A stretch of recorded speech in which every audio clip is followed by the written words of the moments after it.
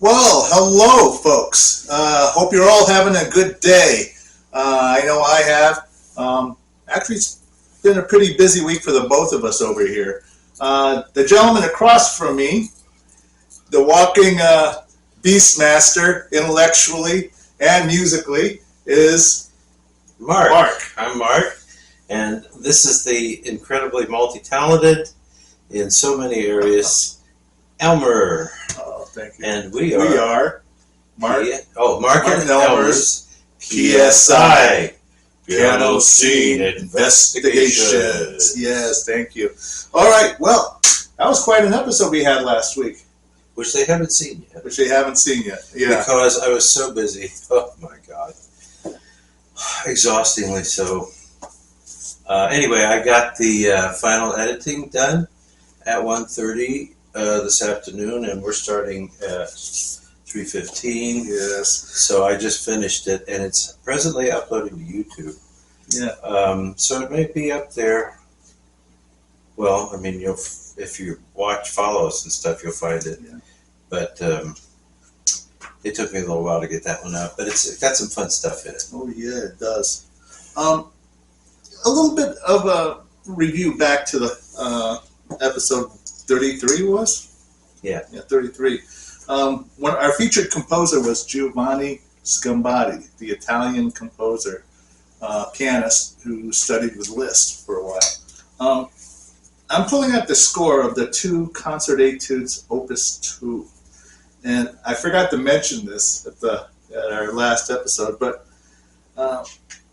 etude number 2 of this collection is an agitato in F sharp minor. And while I was reading through this, I was struck by some of the pedaling here. And I need to show you this because I'm surprised this didn't catch on. Check out the pedaling in this. Look at that. That's pedaling.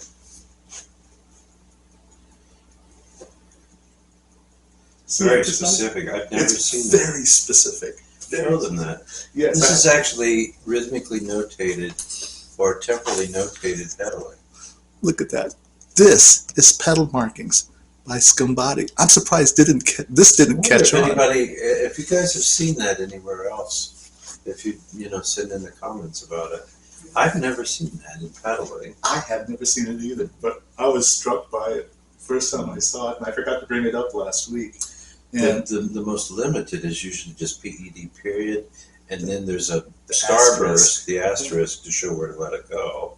Yeah. And then otherwise you have these kind of little pyramids and lines which are showing where to lift the pedal and continue the pedal and stuff. But this is very interesting. Yeah. And you know what? It's very specific. Yes, it is very specific. And I was just thinking ahead of the as far as pedal technique goes. I was thinking, well, there's no way to mark like flutter pedaling or something like that. But I was just thinking it could be like a tremolo marking in one of the notes to signal flutter pedaling or something. So, and they never talk about the depth of the pedal. I learned this really well from playing on Horowitz's piano. Howard started to teach me this, my master's teachers from Juilliard, about half pedaling, basically never flooring it. Yeah. One of the things he also taught me, I did not do this at first, but with a pedal, to be like a monkey with your feet inside your shoes, and to put your foot a little bit across the pedal, not straight on. A lot of people do. I see, pardon me, but some of the old lady piano people with the heels in their shoes, and they just boom, they just straight down like an accelerator. Now, you put your what angle is that? Like 45, 40 degrees, say 40. something like that across, for example, the damper pedal. And there's usually on most of them a little kind of a blossom at the end of the pedal, which widens a little bit. So I suggested you reach across the pedal and then curl your toes in your shoes around that, over that area where it widens, so that you have like this kind of a connection with the pedal. Then you can really finally control it. And I learned a lot about pedaling from him that way, but the big lesson that came much later in my career, only a few years ago, was that 2013, when I had the chance to play Horowitz's piano here in Columbus. He gave a concert on it. Everything in that thing, it was like an Italian car just souped up to the max, you know. Everything in there, the damper pedal, or I don't know, I talk about those, but the dampers themselves were super tight on the strings. So when you played and it came back down, it was very quick suppression of sound. So that when I played the Bach, for example, you could get, and I could see, now he didn't play a Scarlatti like that, he didn't play with a beautiful blossom pedal and things in it, but when you wanted to, it was an ultimate dryness, which means primarily fundamental with no release overtones, because those dampers would be back on the string like that. There was also the most extraordinary thing about it was the bloom. When you hit it, the most big pianos, you hear boing, you get two good blooms, right? Quite a ways up on his piano. Boing, boing, boing. 3 to sometimes nearly 4. And it, you know, because it was such a beautiful sound, I mean, also the voicing was just so lovely. And it's like, well, let's put it this way. You got a normal singer. Okay, good, great opera singer, okay? Let's say Kiri Te Kanawa, okay? And then on comes Jesse Norman. Now, I'm not so much talking about comparing them in terms of, you know, the color and the niceness and good things about their voice. I'm talking about Jesse Norman's unbelievable breath support.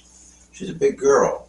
But it wasn't just that. I mean, she just had a wall of air that she could use. So she's done the most extraordinary. I mean, Herbert von Karajan is an old man. Said that he was glad that he lived long enough to do the Liebestod from Tristan and Isolde with Jesse Norman. Because he said, this for me is the ultimate performance of this work. What she could do with it, she said, no singer could ever do this like she did. Wow. And it's just, I mean, the dynamic volume of sound, but it's also the length of the phrases sometimes are just astonishing. You know, there's another singer, very different, from a very different part of the world, famous for his air. And it just could go on and on and on. John McCormick, the Italian tenor. You listen to, from Don Giovanni, Don Ottavio's aria. I can't remember the name of it right off the top of my head, but it has in the middle like yum ba bum ba ba dum bum ba bum ba ba dum ba dee dee dee dee. So the orchestra at some point, now he sings that, but then at some point the orchestra, the woodwinds are playing that yum ba bum ba ba dum. You could play it just goes on and on and on through bars of this melody, and God, and it comes out of it without even taking a breath on the go.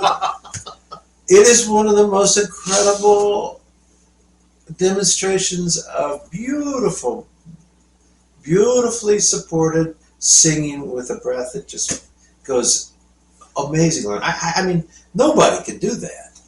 Now, it's true, he didn't do it on stage, he did it on a recording, but he did it back in 78 recordings, which means it was engraved into the disc. It wasn't taped and then spliced and crap like that. Yeah. That was for real. Wow. And then Jesse Norman did something like that. But what was I talking about originally? You were talking about piano. I started with, now not so much in the fast music, but in the lyric things. I played the C sharp minor Polonaise, Chopin.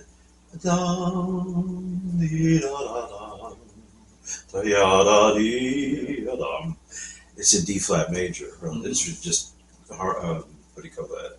C sharp minor, D flat major, in harmonic, almost practically. Right? That's a trio. So I wanted to hold on to the notes longer. Yeah.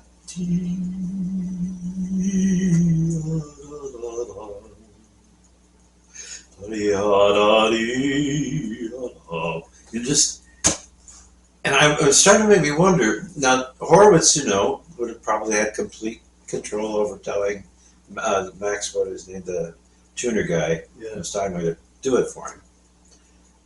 Franz Mohr, that was it.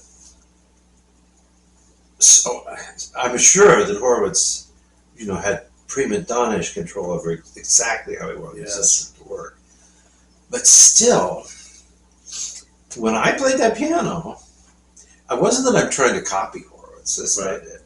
It's just the instrument wanted me to love it, to treasure the sound, It's a very special, and I was very lucky. The guy who made the recording for me, probably the best recording anyone's ever done of a piano concert for me. He understands the acoustic problems of doing a piano. There's nothing like that there. It's rich and full and amazing. Let's put it this way. Me, and I'm not the Lotus. Right. But the Lotus's recording is that kind of amazing depth of quality of recording. Pianos are hard to record. But, but why did I talk about Horowitz's piano? Because of the blooms. Was that it? I said, you were talking about the blooms. Were we leading to something else? Or from something else? Anyway. Yeah. I don't remember what the beginning of this talk was about, but it was a wonderful... pedaling. Pedaling. Yeah. And Horowitz's pedal. No more than halfway down. Plenty.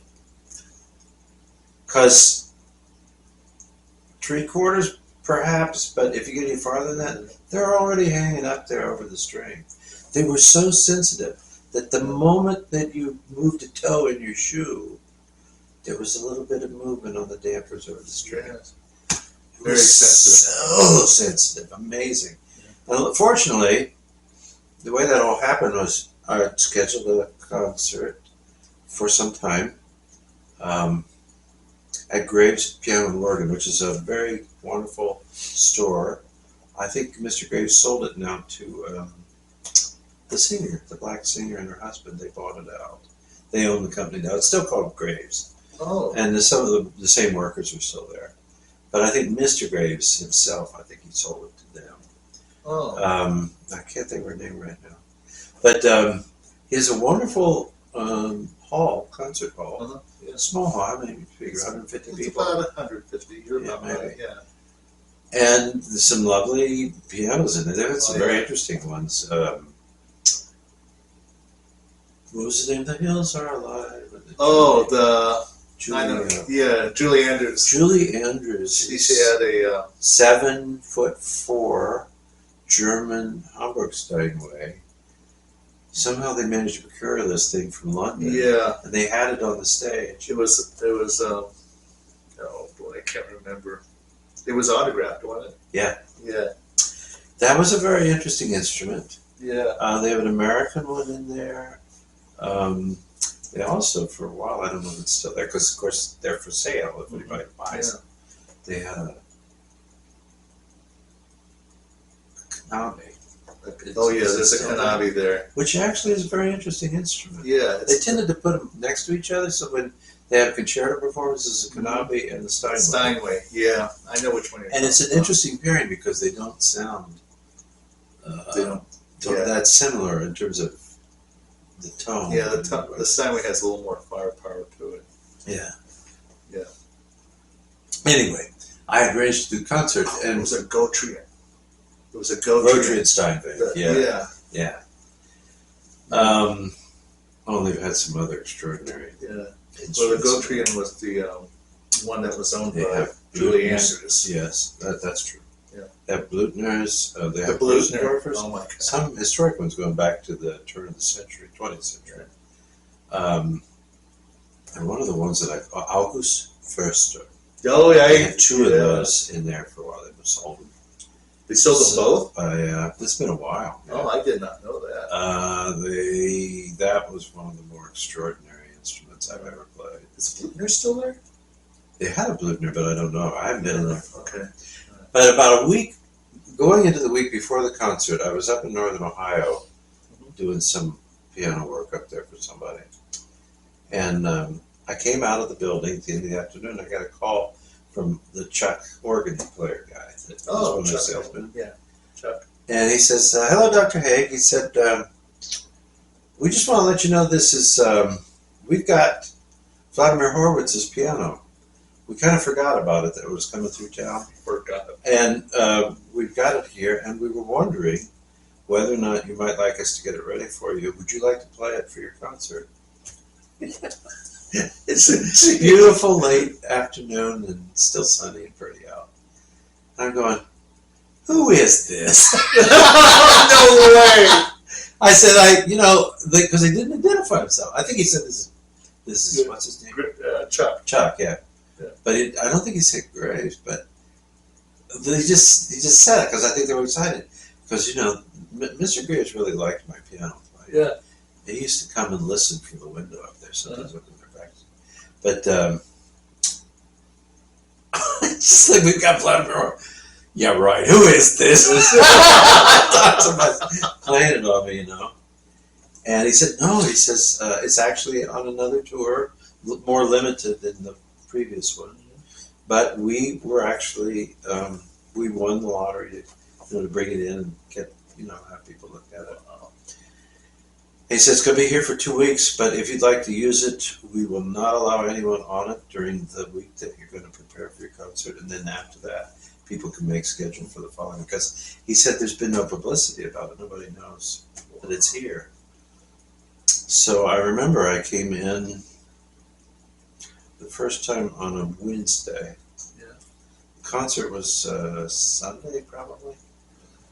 Was that the time Pat introduced us? Huh? Was it that time when Pat, one of the secretaries out front, introduced us? It's possible, yeah. I think so, because yeah. Mike was there, one of the salespeople. Yeah, Mike. Yeah. And I said, and I was thinking, the whole time he was rehearsing, I was thinking, oh, that's really nice. And so I looked at I saw a flyer of some sort outside, and it says Marc Haig. I was like, oh, no way. Now, remember, I was, 14 when the last time I heard him play. At this point, I'm, roughly 50, I guess? Roughly 50 years old at this point. And I hadn't heard him since until I saw his name, and I was thinking, oh my gosh. He says, Marc Haig, the one from Wittenberg University? And Mike was like, oh, no, I don't think that's him. He says, he came in from Cyprus. I was like, well, yeah, but who's got a name like Marc Haig? I don't know any Marc Haigs around here except for the one I saw at Wittenberg. It's got to be him. It's got to be you. Yeah. So I just kind of stood out there just waiting for you to come out. And I was like, and he comes out, folks, and I says, you're Marc Haig? And he says, yeah. And says, you have no idea what impressions you put on a 14-year-old kid. Now I'm only a few years older than you. Yeah, he's only a few years. But back then, I saw him, and You had to be there, folks. I mean, You're for 14 years. I'm sorry? 1964? I was born in 64. Yeah, so it's just 2 years. Yeah, Yeah, 2 years. okay. But still, Huh. hats off, folks. No, thanks. Anyways, yeah. Well, so I remember when back when I was a grad student in Madison, back in the mid-'80s, that was after Horowitz had died, and the big deal was Steinway was going to send his instrument around the United States for this great tour so pianists could get a chance to play it. And I was signed up for my half hour to be able to go play it at the music store south of Lake Mendota in Madison. And I was really busy, teaching or playing or rehearsing with people and stuff like that. Finally came to the day where I had my time to go out, and it was going to be early in the evening, I think. And I called them and I said, I'm so sorry, but I said, I'm booked up, and I said, I've got another rehearsal, and there's no way I can get out there. And I said, my rehearsal's going to carry me to closing time. The guy said, well, okay, we'll take you off the schedule, and maybe somebody else can play it. That was it. That was my opportunity to have a half hour on Horowitz piano. And then in 2013, I get this call, and I go, and I sit down on that Wednesday afternoon, and here it is. Yeah. Then I checked the serial number. I don't remember it off the top of my head. 513 or something like that. I forget. I have it somewhere. There it was. That was a real piano. And I just started to work on it. What I immediately felt, now of course it had been constantly, I think he got it in the 40s, maybe something like that. And then of course traveled with it forever. Yeah. And it would have been upgraded at the time, because what was interesting is that the body of the piano looked really quite good, not brand new. The keys looked pretty new. Yeah. And they would have been, my guess is in the old days, ivory. They were not ivory, but what's that stuff that looks and feels like it nowadays? Jeez. There used to be plastic, awful plastic shit, which was awful for a while on a lot of pianos. But now there's Ivorite or something, I forget what they call it, but it's a new key cover. It's been around for 10 or 20 years, where they were able to artificially recreate the look and the feel of ivory.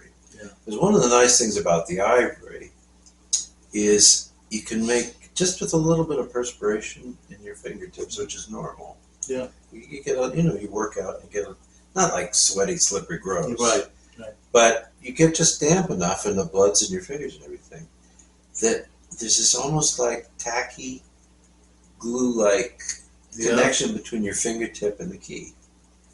Now, there's nothing that gets in the way. Right. But it has the grainy quality of it. There's just something textural which really feels good about ivory. Plastic stuff, which came out, what, 50s or 60s, shit like that. Yeah. I love the G2 piano that my dad bought from Yamaha, but it had plastic key surfaces on it. Everything did for a while back then. Because ivory had been banned, and piano tuners who had saved their ivory could re-ivory cover keys that were broken or something like that. But you were not allowed to use new stuff. And I don't know how long it took. I think maybe Kawai was one of the first ones that came out with it in the 90s or something like that. Yeah. This new covering. And people started, and then subsequently there was another later development of it. I played some Horowitz. Did the Shigeru Kawai that I played in Denver, for example. Yeah. That had that kind of ivory-like stuff on it. Anyway, Horowitz's piano was like that. Oh, yeah. Okay.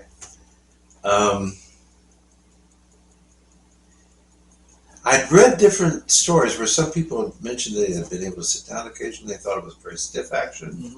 I doubted that, though, because of the immediate response. And I played, fortunately in Madison, there was a piano, it still is, I think he's still in business. His manager was just there and he'd left now for a moment. But he had this massive warehouse down in the old central part of the isthmus in Madison where the trains would have come right by, and pianos would just roll in from everywhere, old ones, from Chicago up to Minneapolis and the whole area like that. A lot of Germanic folks, Scandinavian folks, people with money, people loved music, people appreciated European quality stuff. I played some amazing pianos there. It was very easy to go in and at any time have your access to more than a dozen pre-World War I grand pianos. Mason Hamlin, Steinways, Chickering, things like that. And the one thing that I noticed years ago, I'd heard Moritz Rosenthal, what limited recordings there are. Yeah. But there's one in German, Meine Freude, Moja Piotrka, which is the Polish from Chopin's song, which means my joys. And there's a transcription that lists it, and Rosenthal plays it. Yeah. But he also dresses things up even more.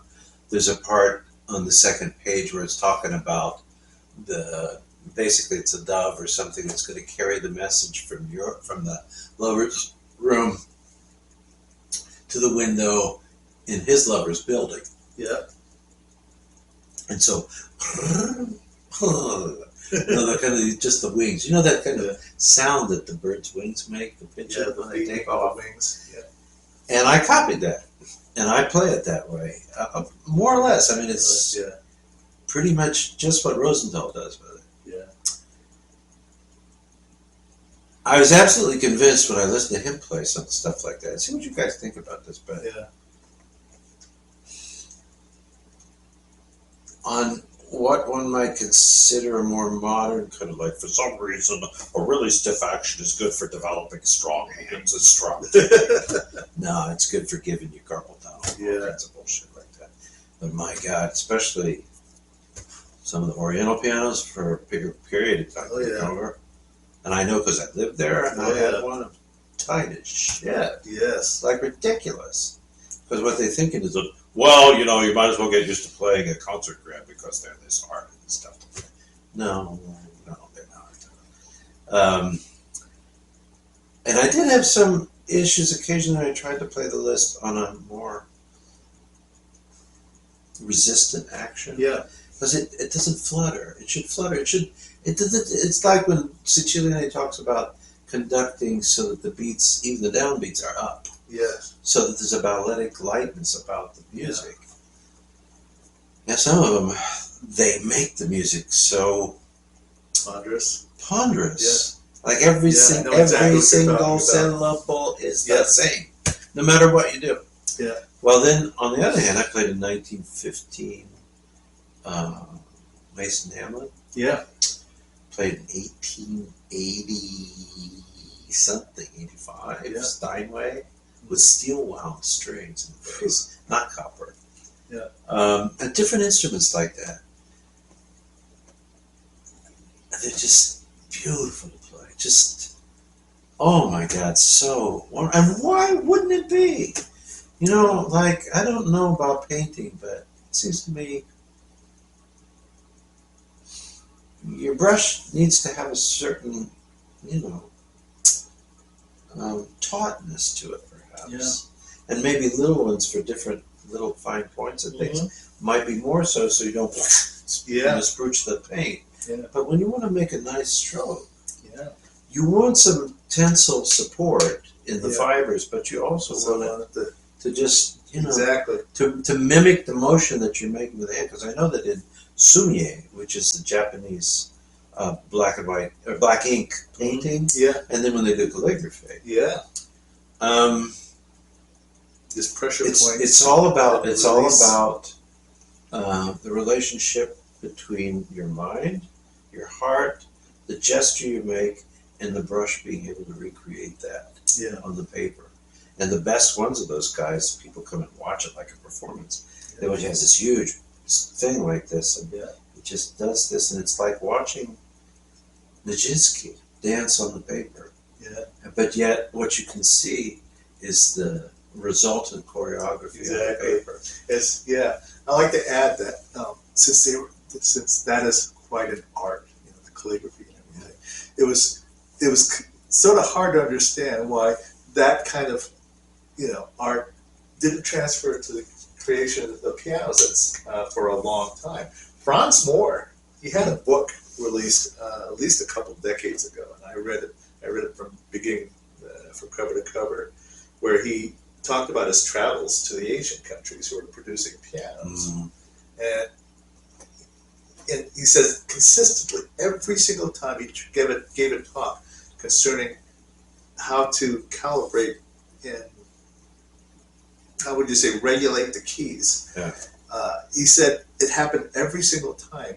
They could, the Asians, and not that they're like that today, okay, they've come a very long way. Yeah. I'm talking at least and 4 by or the way, 5. this guy is of Asian or Asian origin, so Yeah. he's allowed to talk So about a lot of things. stuff, yeah.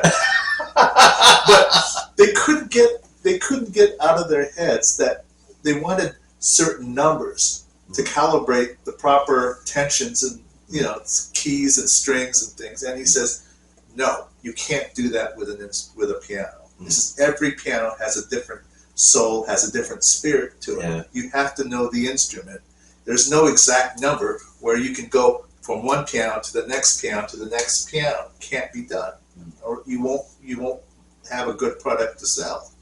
So, according to Franz Mohr, and I believe this sincerely, that every piano is different. You have to know the instrument to really understand what it really needs as far as regulating the keys. Well, and Steinway actually, as with the really best piano companies, really thought of their instruments as very individualistic instruments. Yes, which is why they only come with few.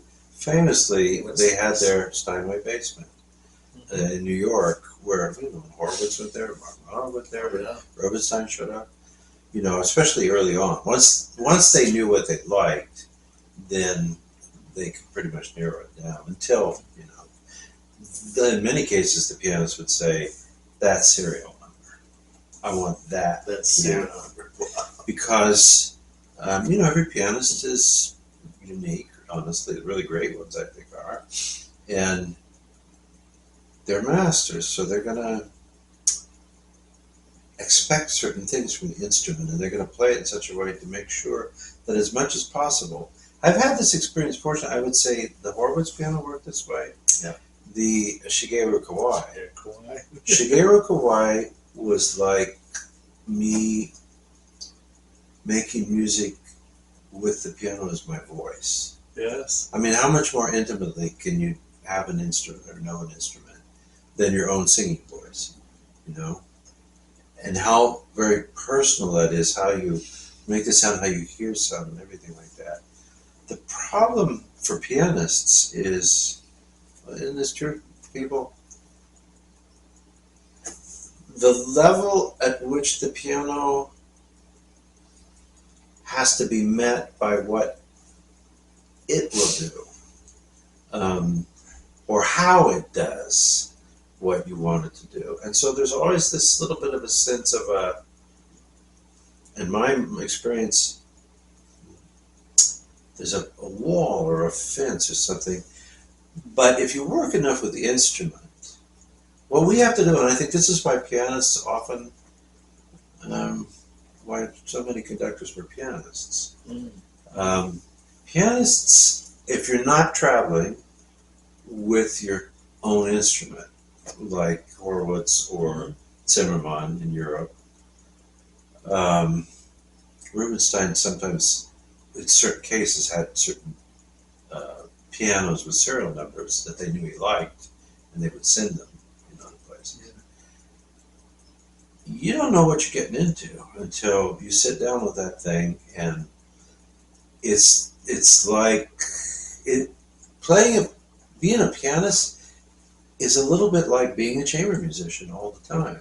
Oh yeah. Because you have to learn how she works, how she wants to sing, how she wants to do stuff. Now I would say every instrumentalist would say, you got to do this, this. But there's a certainly more immediacy and intimacy to it. And the fact that, we're like musical whores, or the pianos are, somebody is. We show up on stage and here's the piano. So you have to learn how to make love to that one that night. Oh yeah. You know, and hope that sometime before the end of the show you figured out how to bring her to orgasm.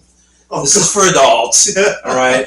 So you can both finally be satisfied by the end of the concert. Yeah. You know, It's a tough aspect of playing. And then the other thing, I suppose, is if you're the kind of pianist which I strive to be, and which I admire in pianists like Friedman and Yun-Chan Lim, where it really is about the brush strokes and the magic.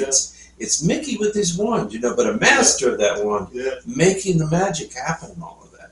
Rather than this kind of attitude you could see to him. That's why I don't like this pianist playing the Charles Griffith stuff. Okay. There's a kind of a attitude. Yeah. I'm gonna conquer and bash the piano into submission and stuff like that. In some cases, that can be exciting.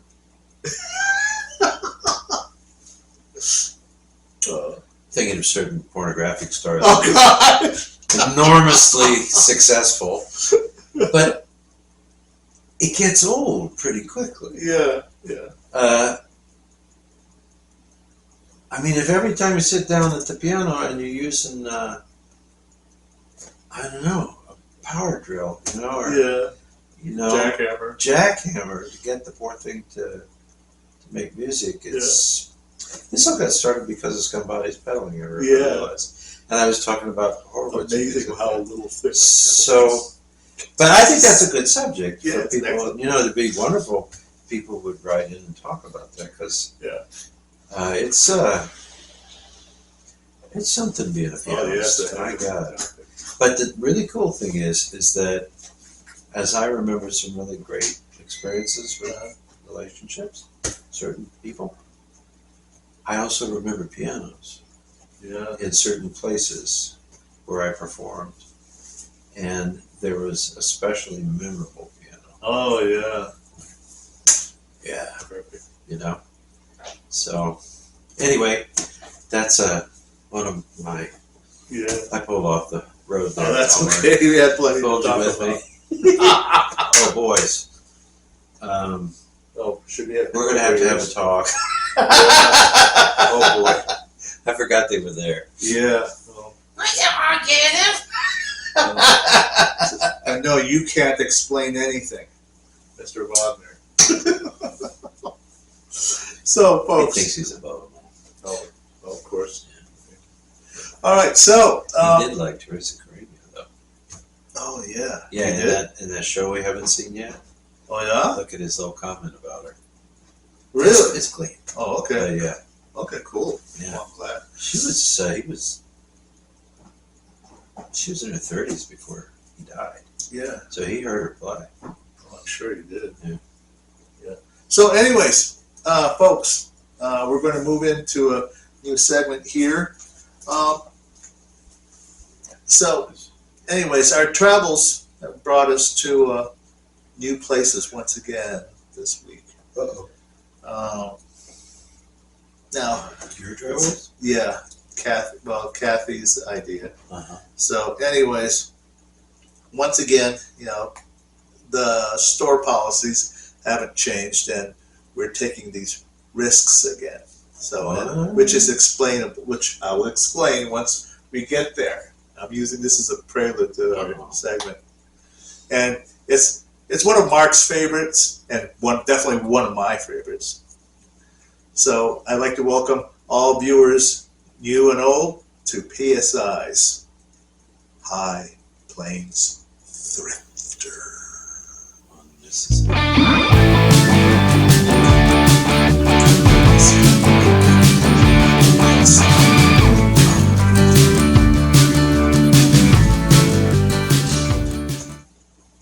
Okay, well, folks, welcome to PSI's High Plains Thrifter.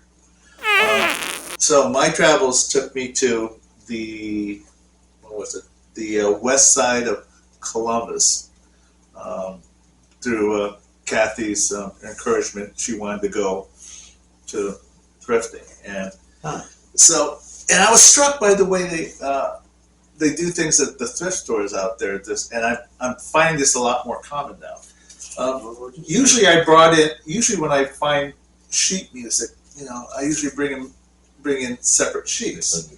But they're now, I guess they've Bundling. gotten a surplus of sheet music that they want to get rid of, and so they started packaging them in these plastic bags, and you are not allowed to open them. Oh. So it's So they've been taped surprise shut. bundles. So there's surprise bundles. Let me So show you're gonna this to open you. them and show So people so I took a risk and bought these things for $2 each, Oh. which is not a bad, Not bad. gamble. for some of that Right? stuff. That's So- all Shermer stuff, right? Yeah, well, it looks it. Oh, what? Well, look at I this. noticed on the back. it says Charles Griffiths on it. Yeah. So, surprise, surprise. But there's got to be, let's see, maybe 5 or 6 pieces of sheet music on that one. And this one is, about 5 or 6 pieces of sheet music in this one. So it's Cool. $2. We're taking At a least on gamble the here. front and the back, they look like they're in good condition. Yeah, they look it. Pretty good. So So how far out?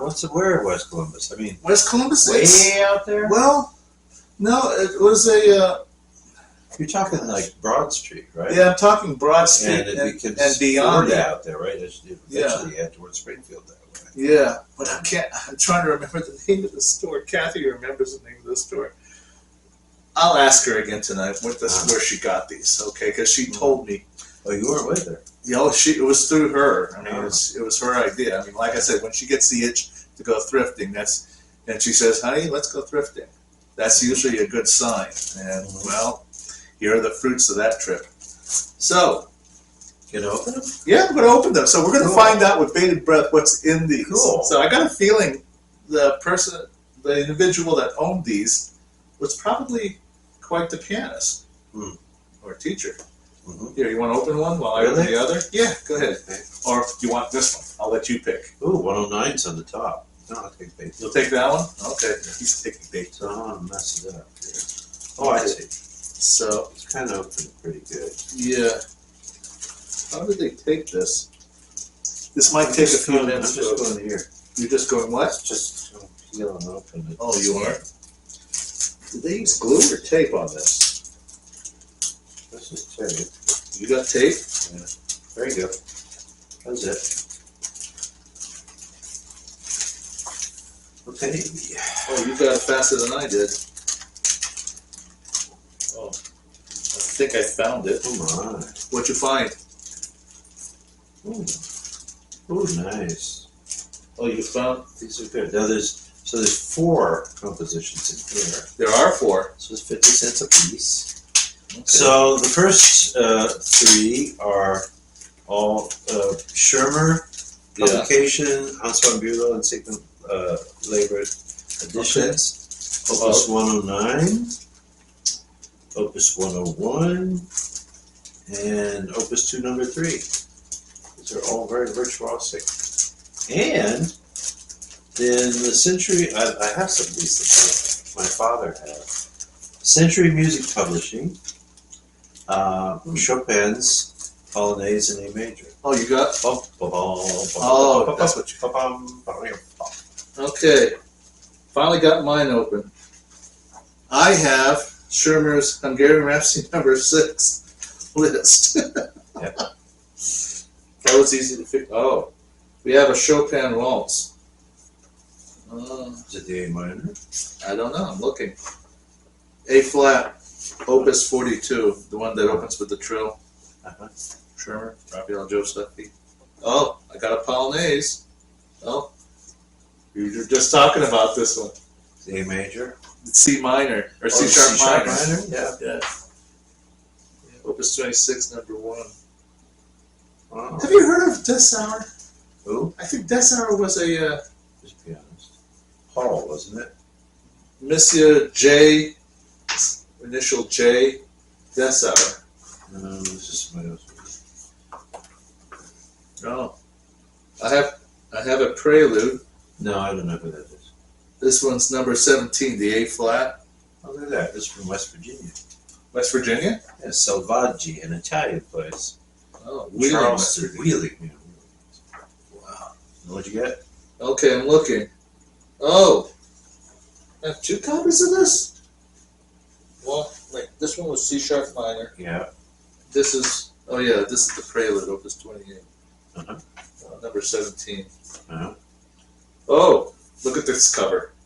Beautiful. Look at this cover. Okay, I'll bring it up really close. Interesting cover. Concert numbers. This is the Century Certified Edition sheet music. Yeah, like this. Oh, I missed Oh my! Oh, I missed This is a treasure! Oh my gosh! Oh, I missed it. This is Theodore Lechetytsky! Cool. This is the Andante finale from Lucia di Lammermoor. Oh, cool. Check it out! It's for left hand only, it says. Can you imagine doing that for a left hand? Gee. I know. It looks like it's for two. For two. Holy moly. Show them this. Show them. This is what human beings could do back in the 19th century. Okay, folks. Show them. Remember this cover is Theodore Lechetytsky's. It's a Theodore composition. Theodore Lechetytsky. It is the Andante finale from Lucia di Lammermoor for the left hand only. Look at this thing. Holy crap. Gosh, look at that. Oh my. I'm only familiar with the one by Franz Liszt, the sextet from.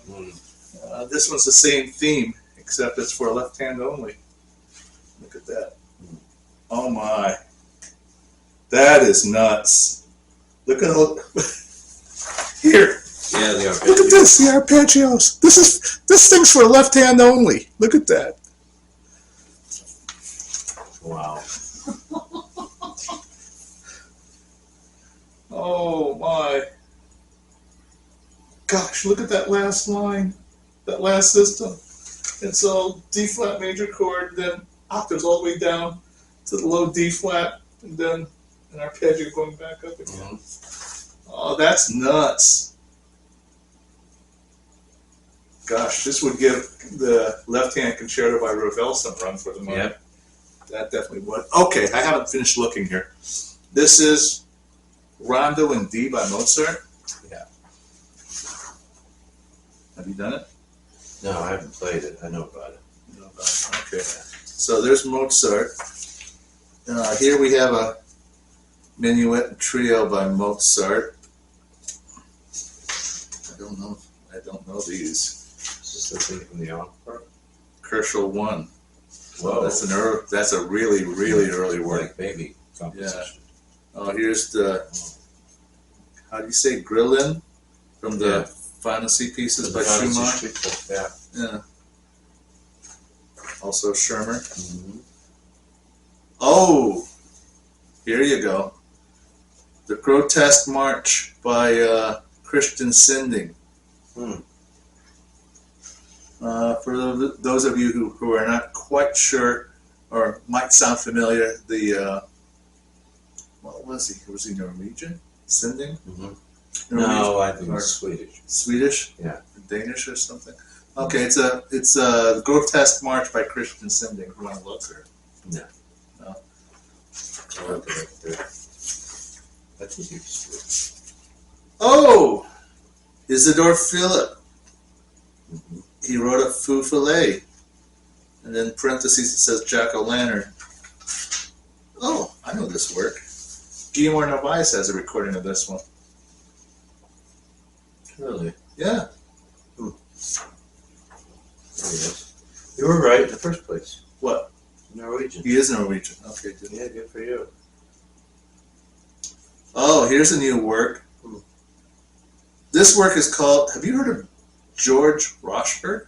Oh, of course, Rochberg. Rochberg. Yeah. Well, here's a work called Bartokiana by George Rochberg. Oh, wow. Interested? Look at that.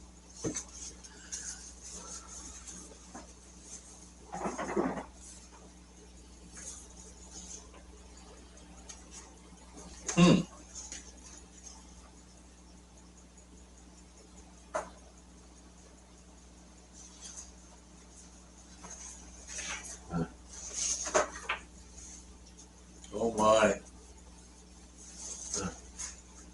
Interesting.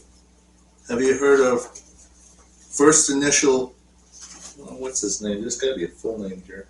No, there is no full name. First initial V, last name Hollander. It's a canzonetta. Canzonetta? Canzonetta. Yeah. It looks like a very, it's a 2-page salon piece. I get the impression that some of that stuff there, this person was a piano teacher. Because it looks like some of it. William Schumann. Wow. William Schumann. 3 course. Or actually, 3 it's scores. Schumann. William Schumann. William Schumann. Wow. Wow, that's quite Probably a bunch of music teacher. there. So it's really in excellent condition for older Yeah, look music. at this.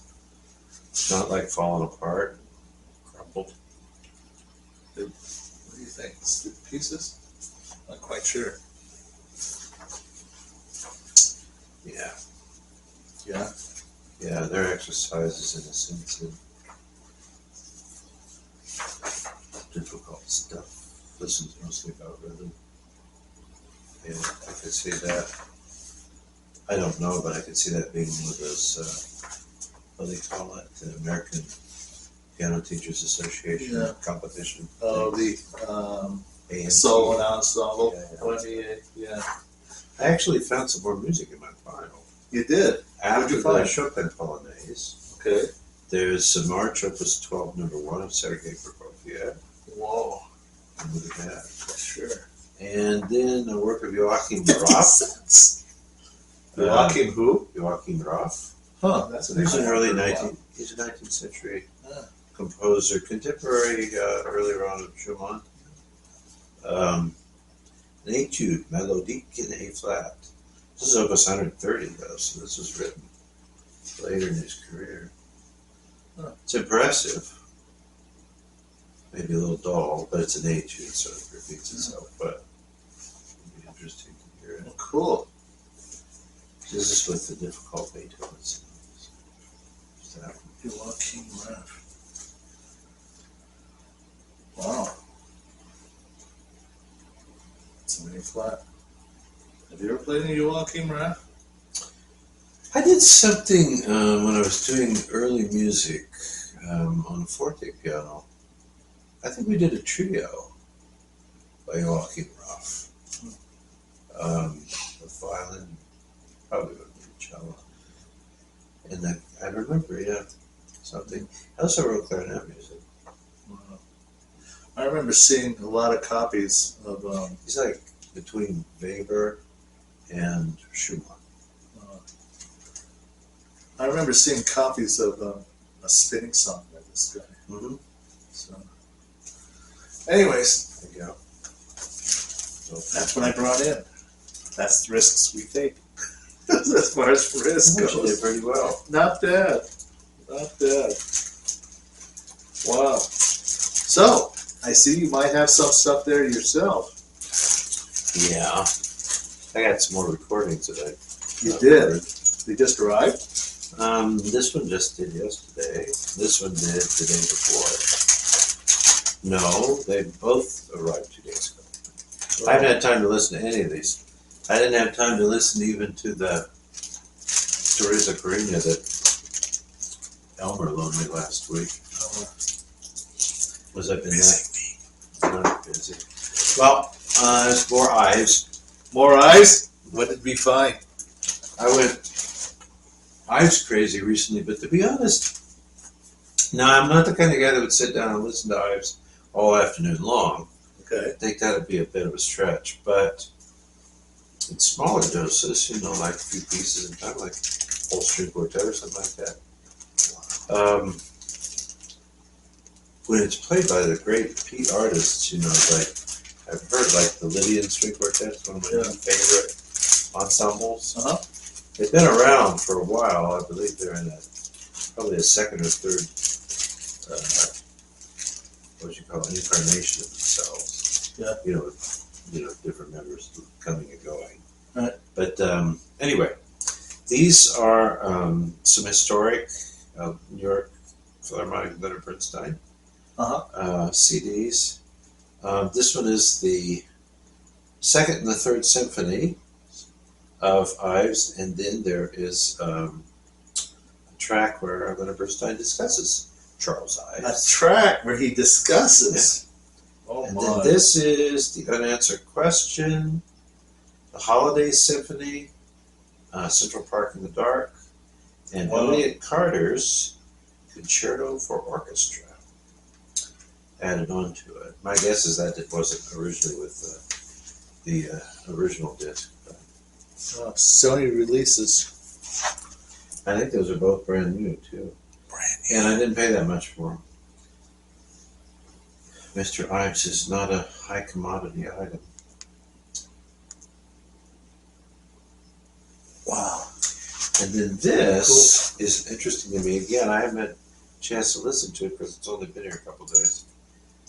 But this is the L'Horizon Chimérique of Gabriel Fauré, which is not just that. It's not just the Horizon Chimérique. There's also some other song cycles in here. And they're accompanied by, for example, La Bonne Chanson is accompanied with string quartet. Huh. The Lydian string quartet. The Lydian string quartet. Whoa. And then the other song sets is with a guy named Sanford Silvanus. But David Brightman studied with Malcolm Belson. He studied Oh, you know him. forte piano. I don't know him personally, Huh. but he studied and graduated from Cornell on forte piano. And I have some of his forte piano performances on CD, Mhm. but he's actually playing the modern piano. Or something, I don't know exactly. It may be, since he's a historic pianist, he might be playing a 19th century instrument, I don't know. Wow. But it says piano. And the work is not passed off as historic performance practice. But I bought it because it was one of the things I found online with Lydian string quartet. And I really love their playing. It's really something else. I see a nocturne here, or two of them actually. Are they solo piano? I don't know. No. It's all chamber music. It's all chamber music. Okay, cool. Show the folks at home. Here you go. Nice cover. Yeah. If you recall, about 4 or 5 episodes ago, we did talk about Fauré.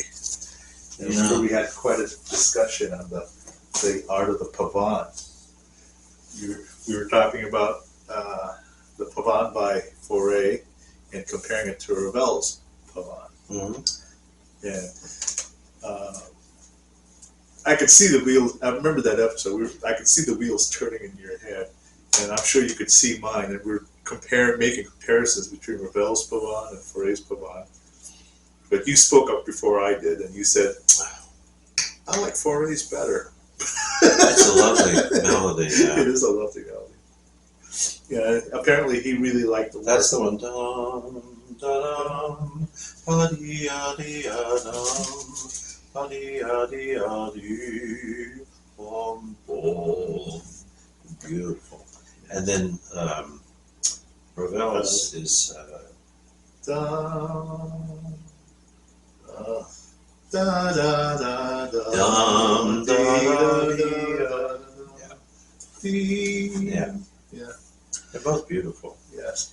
But there is something that just spins out more with Fauré's. Yes, there is.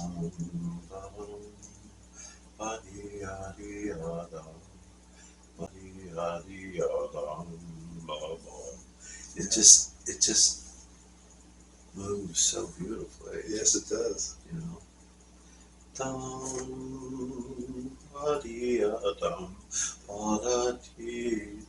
You know, I think part of what it is Ravel strikes me as being more classique. Yeah. Because you can really feel the dance. Yeah. You know. I know it means square, but you can feel with the structure of the melody, there's more of the dance there. Yeah. But just the way the Fauré just kind of spins along, it's almost like a walking tune. Yes. That Percy Granger? used to write. He didn't write one that's really called a walking tune, but he often referred to some of the compositions that he wrote as walking tunes, like you whistle yourself or sing yourself. And they probably were, because he was famous. He's a very good-looking, healthy guy, Australian. Yeah. And when he had the chance, now he'd served in the First World War, I thought, right? He did. So he's a soldier. Yeah. He's very good physical condition his whole life. Especially in Scandinavia, where he worked with Greek, very close together. And then in England, when he had the opportunity, there's enough space between his concert performances, he'd backpack and hike. Yeah, I remember reading about He'd put his music that. and his clothes in his backpack with his walking stick, and he'd take off and take in nature and walk and everything till they got to the next place. Yeah. They did a movie about it. Really? Yeah, it's an old it's not that old, but 1999 film called Passion. I remember seeing it on Netflix. It was a well done movie. It was well done. It had a particular focus. There was quite a bit of scenes concerning the relationship between he and his mother. And basically it was not always very healthy. Okay, not always very healthy, but you did get to see him play the piano and watch him travel and do some, crazy things a little bit. Now, I tried looking for it on DVD. You cannot, if anybody can locate a DVD copy of the thing, kudos to you, but so far I haven't been able to locate one. So I was hoping we could use that one for one of our PSI at the movie segments. Are you looking? I'm looking for Percy Granger. Okay. Because I was just remembering a life story. Here he is. Yeah.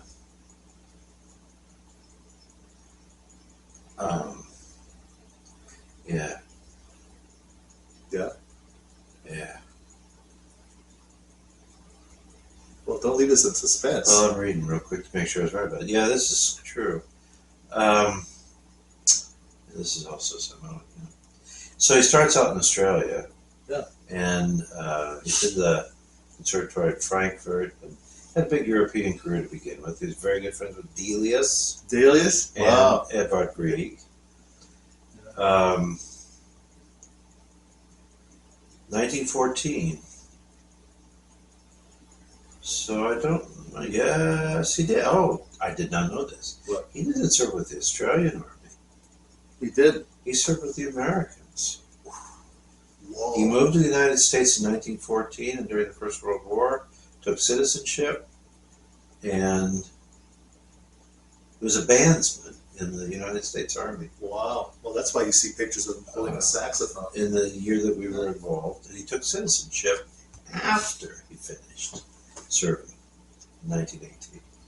His mother committed suicide in 1922. Oh, jeez. This is what I remember about him. He became interested in educational work and new musical mechanical inventions and things like that. If he's the one I'm thinking about, this one doesn't say that much about him, but I'll look myself up and make sure that it wasn't like it was a cover of literature. I don't think so. Okay. I don't think it was a cover. I think it was Percy Granger. He did pretty well. He's a very successful concert artist and such like that, but then he had to live through the Depression, and then I think his life took a turn for the worse economically as he got older, and there were some problems. I think this is him. After the Second World War, he started to grow, his health started to give up. Then keep in mind, this guy lived from 1882 to 1961. So he lived to be 79 years old. Yeah, he gave his last concert in 1960, just before he died. Finished his time in the States, but I remember reading more about it. The latter part of his life was not so happy. But as I recall, I'm pretty sure that part of the story, I'm looking it up super quick. Okay. Yeah. Yes, absolutely, it was possible. He knew Mark Twain. Wow. Mark Twain died in 1910, and Percy would have been 28 years old by the time he died. So yeah, they knew one another. They met each other. Can you imagine that? Yeah. I mean, those two guys, I think, are very interesting people. Yeah, they are. But anyway, why did we talk about him first? Oh, because the whistling tunes. Yeah. Yeah. Yeah. There's some wonderful stuff, and his music is very interesting because he has these like little cartoon-like bubbles. Yep, he does. Well, you know when you read a Batman comic or something, and everything is encapsulated in this balloon with a little thing pointing to who's saying it. His editorial marks are like that in the music. He'll have these little notes, and they'll be right there at the moment. Yeah, if you don't know what we're talking about, just look at the Schirmer edition of the Concerto in A minor. Yeah, he did agree. Because he does that all over the place. Yeah, it's wonderful, really. Yeah. Again, you were talking about Scambotti's unique pedal markings. This is a very interesting way to do the editorial. Exactly. It's not some kind of like voluminous notes, like the Paderewski edition of the Chopin stuff, or my God, some of the later sonatas of Beethoven, where there's that much music on the page, and then von Bülow's like is the rest of the page, all the notes about it. No, instead he just says like right here, you got to play it like this. The pedaling, and it's just like these little bubbles. Yeah, exactly. It's kind of cool because it's like Granger's right there with you. And you know what? I think it is actually a better alternative than looking at these your score, and then you see a letter with a parentheses, and so you got to look down at the bottom of the notes at the bottom of the page, or vice versa, where you're looking at the footnotes at the bottom of the page and says, "Oh, great, look for letter M," and so you spend all that time trying. Well, where the heck's letter M in this thing? Yeah. Whereas his, right there in the bubble, and it's pointing to that note or that measure. And interestingly, because I think, I'm not sure if it came out of this, but he was a bandsman. And there's a picture of many episodes ago, we talked about him, and I put some pictures up with his army outfit on. Yeah. And what did he do? Played the clarinet. He played saxophone. Saxophone. So somebody could carry it with him, Yeah. So he played saxophone. Well, interestingly, Percy Granger is very well known to band musicians. He wrote a lot of music for brass and wind ensembles. And I don't know if it came out of that time. It was only 1 year. Yeah. But probably his interest in folk music as such. Yeah. And the British, actually, it's really pretty amazing. You look at some of these amateur British brass orchestras, or what do you call them, bands? They're astonishingly good. Really? I mean, really good. There's a guy, a big, tall, thin conductor fella, and his group, they just smashing records all over the place. Just amazing players. And I in and of themselves, I don't think they're a professional group. And that's that whole British thing about amateurs, but taking it to enormous levels. Like I was talking with Laura just recently, again, about some of the greatest contributions, especially in the 19th century, to the natural sciences were from British amateurs. Wow. Who practiced this stuff as a hobby, like they were into mushrooms or into stones or into butterflies.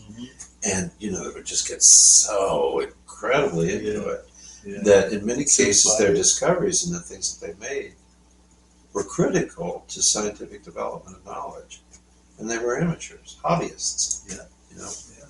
And I'm not saying that Percy Granger was a hobbyist, but he was attracted very much to the kind of English and, derivative in a way than Australian English kind of culture, Anyway. Anyways, this concludes this segment of Oh, yeah? yes, PSI High Plains Thrifter. Okay. Now, Do you guys like your hats?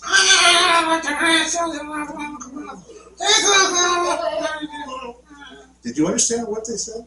Yeah. You know, I hear them a lot. Oh. But sometimes I post their, like in this last Yeah. show, I posted their words. Oh, good. Well, I can't Ingrid wait. likes to try to talk, but he doesn't talk really clearly, and his English is. But he's very excited. You can tell by his cute little face. Yeah. He was disappointed in the last one, so he'll get one this time. Okay, good. I put hats on everybody, but he's already got a hat, so I Yeah. didn't give him a hat. Wow. So Still a nice hat. Grover got a hat. You got a big hat. Oh, great. I Can't wait to see got it. a hat, and Mr. Bobby had a hat. Wow.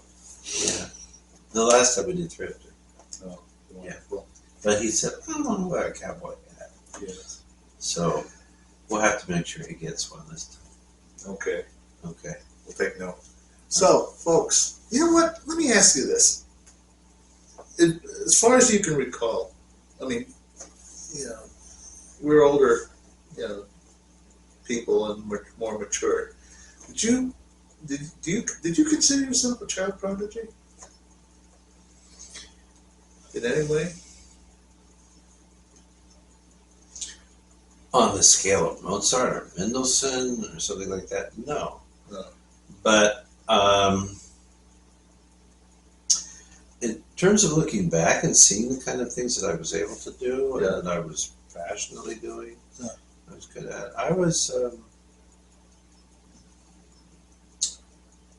I think I was exceptional. I'm not sure I was a genius. That's what I think a prodigy is.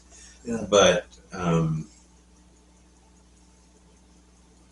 was really driven and very passionate about this stuff. And can I have a little moment? Sure, absolutely. And unfortunately, but I think this could be true in a lot of artistic lives and creations, creative lives. As I mentioned at other times, I'm pretty much often seriously physically abused by my mother Okay. and grown up. And I think I told you that. Yeah. I wasn't about 10 years old before I thought I would maybe live to grow up. Because there's some pretty brutal beats. And come on. I don't know. I could be a devil, as far as you know, Laura, sometimes, and I tease and things like that. But I don't think anybody deserves that kind of treatment. Yeah. But what it did do, I learned later on, many years later, when I was in therapy for a while. This was in Madison. The guy was helping me. It really helped me see some things. I was suffering from a basic childhood developed pattern of neglect and abandonment by my parents. My mother, when she was often present, was unpleasant to violent. My dad was absent a lot because Dad intentionally took a second shift job to not be home to avoid as much conflict as possible with Mom, and he desperately wanted to keep his family together because his parents got divorced when he was 9 years old. I remember him saying one time he had this picture out that Katie and Susan had found on his dresser, and I went and said, Dad always had a huge ritual of shaving and cleaning himself up on Saturday mornings. It was the only time we got to be around and see him a lot, because during the week we were leaving for school and he was still sleeping, and then when we got home he'd already left for work. So we didn't mostly see him during the week. So for Susan and Katie, especially as girls, they were bouncing around and just being around Daddy and everything. So I remember one time he sat down on the bed in their room, and Katie and Susan, Katie was standing behind him looking over his shoulder, Susan was on that side, and I was standing next to him, and he had this black and white photograph that they'd found on top of his dresser, and he sat down. And it was him as a 9-year-old boy, 8 years maybe, with his mom and dad at the Christmas tree. Huh. And he said, he looked at it, and he just kind of said, that was the last year that we ever had Christmas together as a family. He said the following year my mom and dad got divorced. We never had Christmas together ever again. And I swore to myself I would never let that happen to my family. And Dad wasn't a coward, but I think he really did hold on to keeping that family together as long as he could until Mom really kind of just pulled the rug out from under everybody eventually. And the funny part is that I was already just married or getting married, and an adult. Susan was 3 years younger than me, and Katie was 7 years younger than me. We remembered when Mom and Dad sat us down, and very unusual, because our family wasn't like a huddle together and be together all the time kind of family. Eat all our meals together. But they called us, and we sat down with them in the living room. Right. And Mom and Dad said, we wanted to let you know, we tried really hard, but we finally decided we're going to get divorced. And we're going to move ahead with that process. And we kids were saying, okay. And then they were just kind of like, really sorry, Mom. And then we went upstairs, and my sisters came in my bedroom, and we closed the bedroom. And rather quietly, we just started to laugh like crazy. We were just like laughing. Really? Well, it was an emotional release kind of thing, because I don't know which one of us said it first. It was even like little Katie was like 7 years younger than me. One of them said, anyway, "This is a surprise." Really? Oh my! Like we were saying, how long have we been expecting this to happen in our lives? I mean, we've lived our whole lives like thinking this is not going to last. Can't last. Yeah. It would be a relief if it didn't last. Wow. And yeah, so nonetheless. But I realized the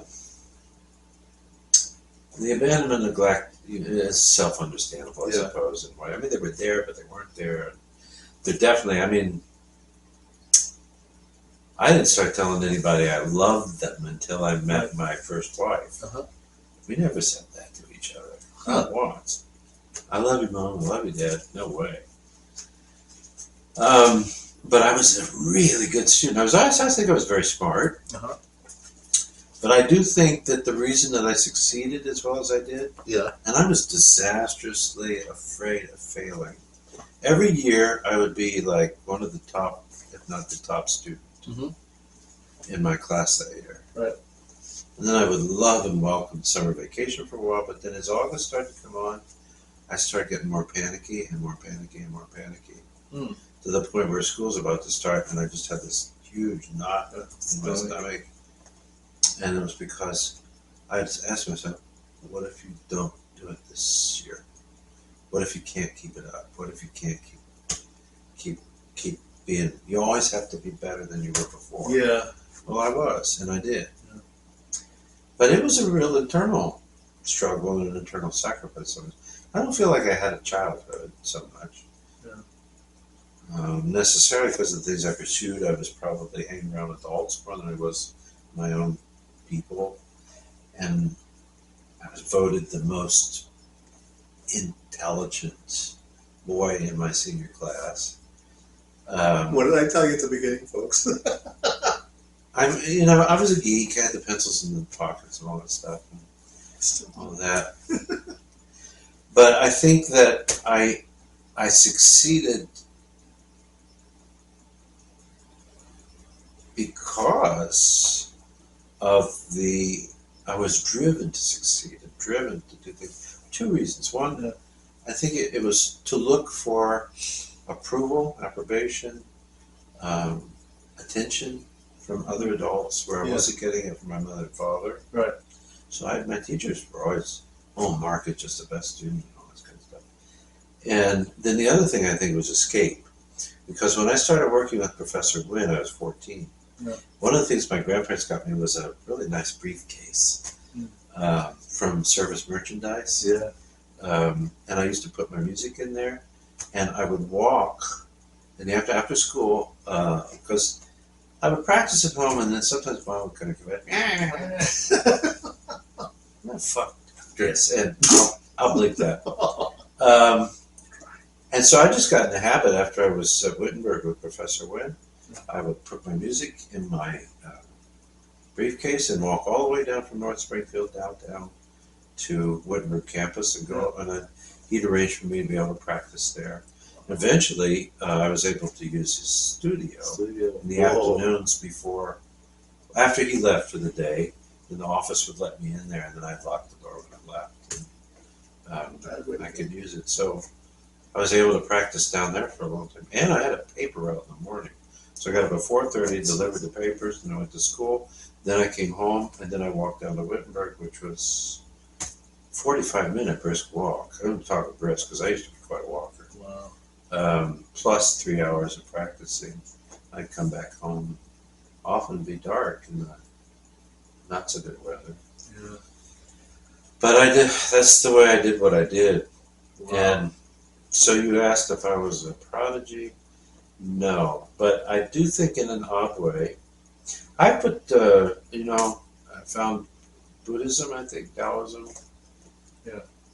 Not just that, but my Quaker,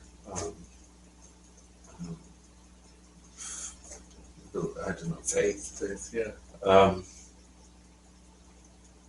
I made peace with all this stuff. My dad and I had a really great final few years together. Yeah. When I moved back here and kind of helped take care of him, see his way to passing. Yeah. I know my father loved me very much, and I loved him. We battled each other in ways. We're very strong-willed men. Yeah. Different about things, but Right. my mother and I, we haven't spoken for decades.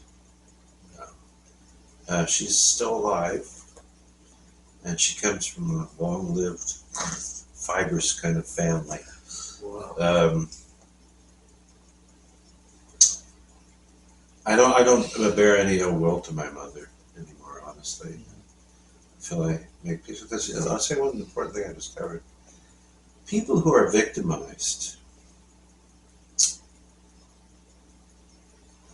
end up, if not perpetrating it on other people, Yeah.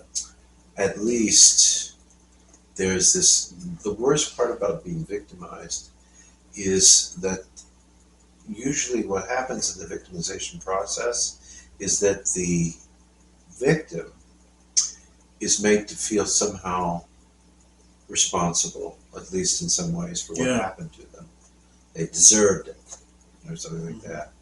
I found this by meeting various people in my life, from abused women, women in support groups, men in support groups, various kind of folks in different situations, fellow musicians, artists. Yeah.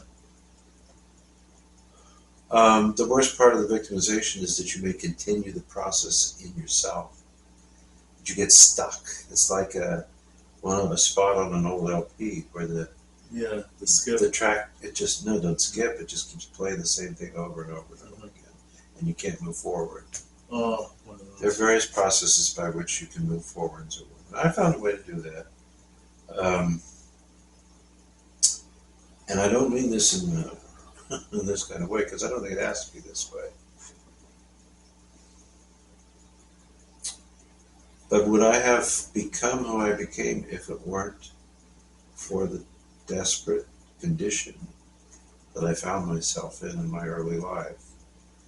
So Beethoven and Mozart and Arthur Rubinstein's biography was a massive fantasy world for me, an escape from the reality of what I was living with on a daily basis with my mother at home. I'm not saying that's a good way to grow, but I found a way to be grateful to the universe and grateful to God for my life. I like this image that I got at some point where someone referred to one's life as a tapestry, just constantly weaving things, adding new things to it until you die, And if you delete certain things from your life, You just choose to forget it, or you choose to completely excise it. That part of your life is irreparably empty in the tapestry.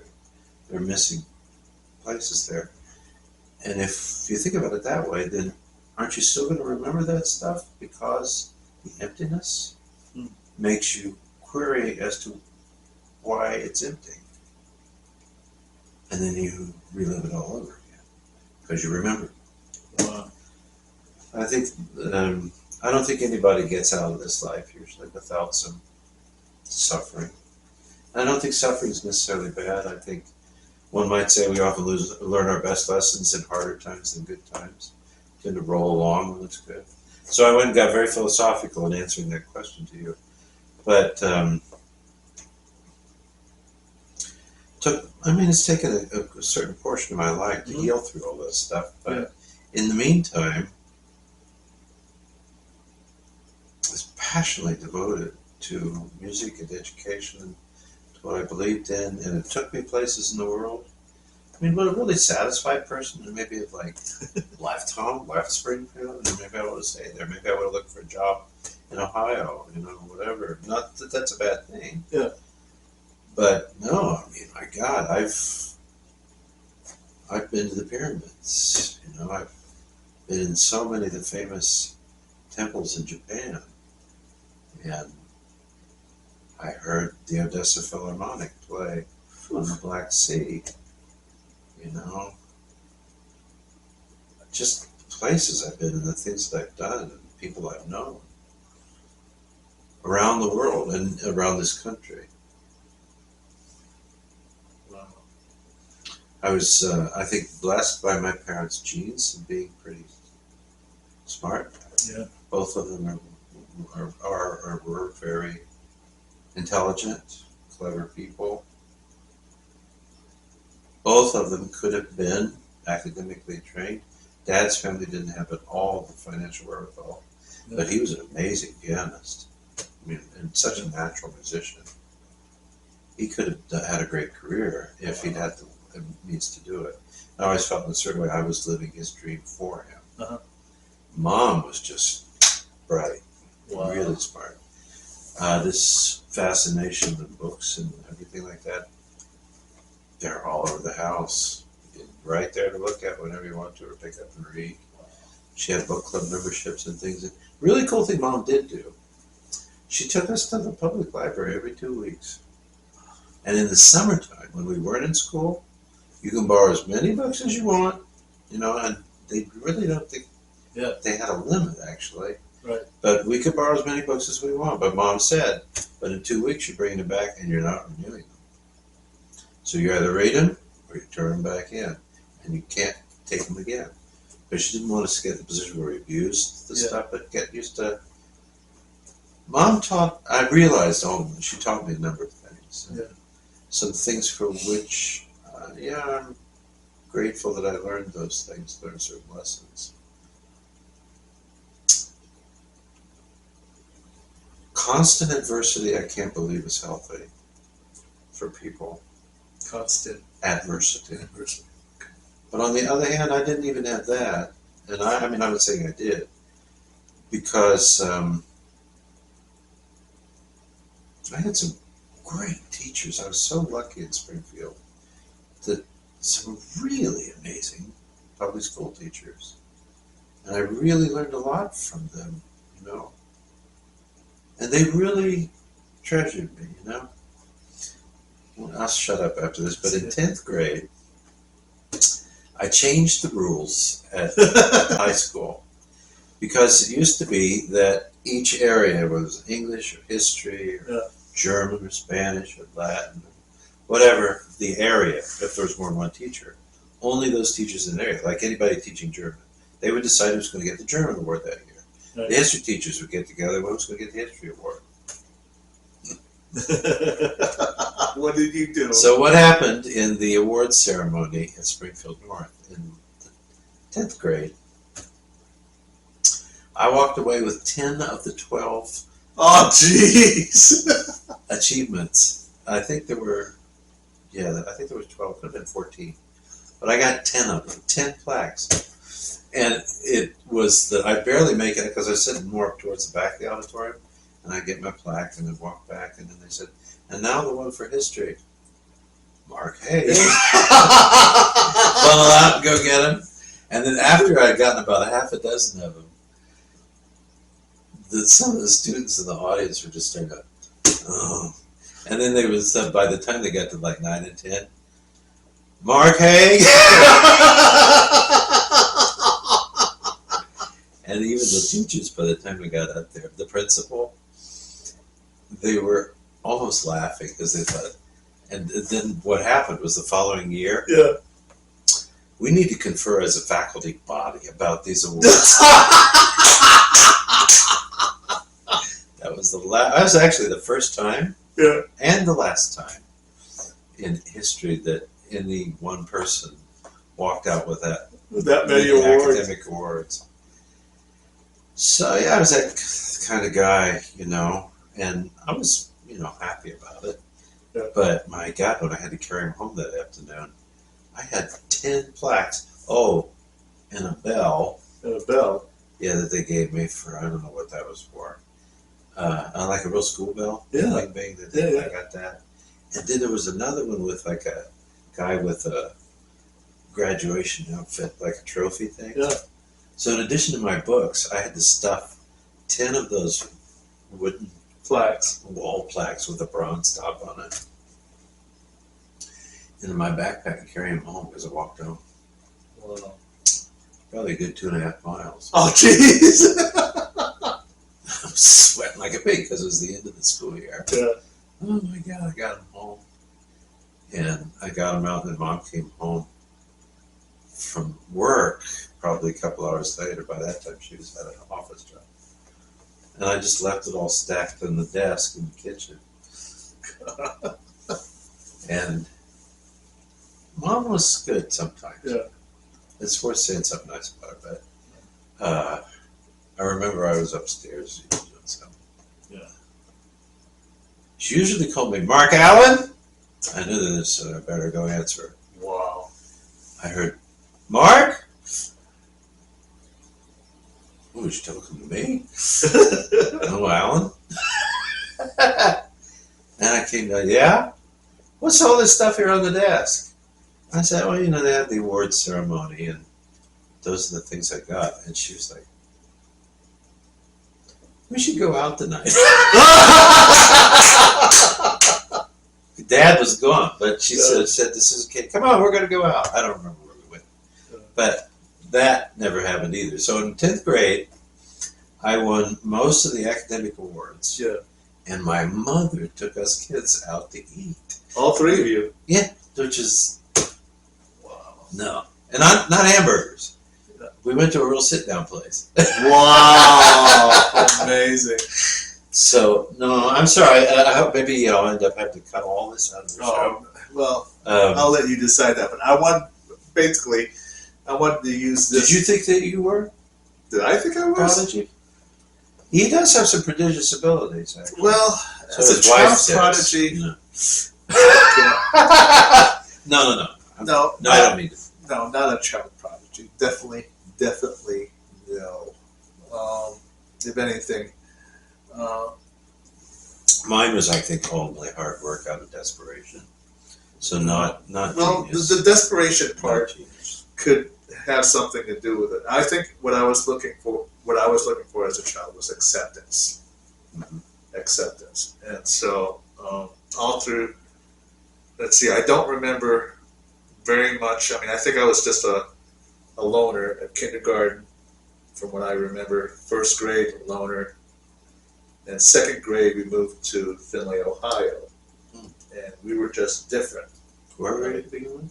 We were in Chicago, right? I wasn't going to school. We were, nursery school in Chicago. Yeah.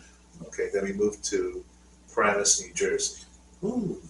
Paramus, New Jersey, kindergarten, first grade, and Thank God you got out. I know Paramus. You know Paramus, New Jersey? Well, my ex-wife, her family at the time I knew her was in Kearney. And Paramus was just over that way. Wow. It's famous at that time and probably now for outlet malls. Oh, Stores, wow. yeah. So anyways, yeah, second grade was here in Findlay, Ohio, and Did you it have just his seems own like practice, or was he in that building with other people? Did they share? well, practice?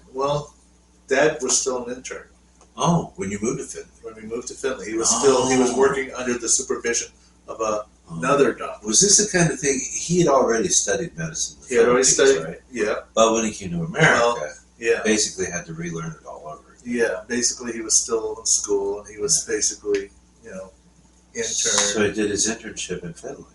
Well, a lot of it. Uh-huh. A lot of it. Some of it in New Jersey. Uh-huh. But here in Findlay, Ohio, he had a boss. Right. Okay. So, but he eventually finished up and got his own practice. Was he always then on his own? Yep, self-employed. Oh, cool. So anyways, Wow. yeah, so And you raised how many kids? 5 of you? 4. 4 of you. Four boys. Yep, Wow. 4 boys. So anyways, no, I don't consider myself a child prodigy. If anything, Well, your dad was rather prodigious, yeah, Dad was rather, I think.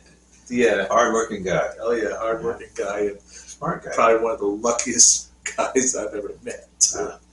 Uh, But anyways, yeah, for me, playing the piano, I got as far as the piano enough to be accepted among my peers. Okay, and all through second grade, third grade, fourth grade, it was not until the 5th grade when I finally made my debut.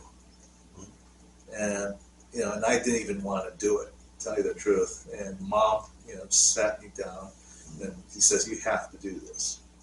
And she says, "Mom," "you don't know all the trouble I get with all these classmates and everything." Oh, and she yeah. said, Making fun of you kind of crap? "Yeah, I mean, we got picked on all the time. We had to take, my brothers and I had to take a different route home Oh. every day, just so that we could avoid getting." Was it a mix of was it racial as well? I don't know if it was. Well, we were just. I don't know. It was just. We were just easy targets. I bet it was Basically. all the pens and pencils in here. It could be. Who knows? But It wasn't the piano player, it was that. Yeah, it could be that. But my mom sat me down and he says, "You play like you play here." He says, "If you play as well as you do here," I says, "I promise you, they will not laugh after that." There you go. She said, so sure enough, I played, and the next thing I know, you know the story.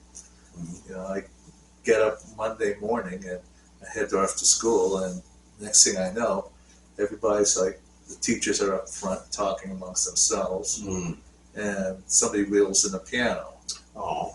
And so the teachers are telling everybody that somebody played a short recital this past weekend, and they asked me if I would play for the kids. Wow. In 5th grade.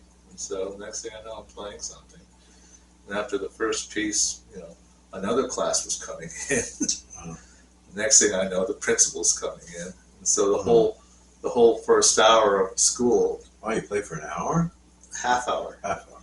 the whole half hour. And Wow. next thing I know, everybody's like, Mom was right. Nobody would laugh. It's interesting So- because I was a But after that, geeky though, kid. that day, the accolades from that day didn't last long. Oh. It didn't last long. Oh. I was back to because I think the kids knew it's just Elmer. Oh. Now junior high back then it was junior high. Yeah. 7th, 8th, and 9th grade. Yeah. And so I'm in 7th grade, right? Mhm. And all of a sudden now there's 8th graders and 9th graders that I never knew who can play. Mhm. And so I wasn't going to be regulated. I didn't feel like being regulated, just being Elmer anymore. Yeah. Now we have competition. Yeah.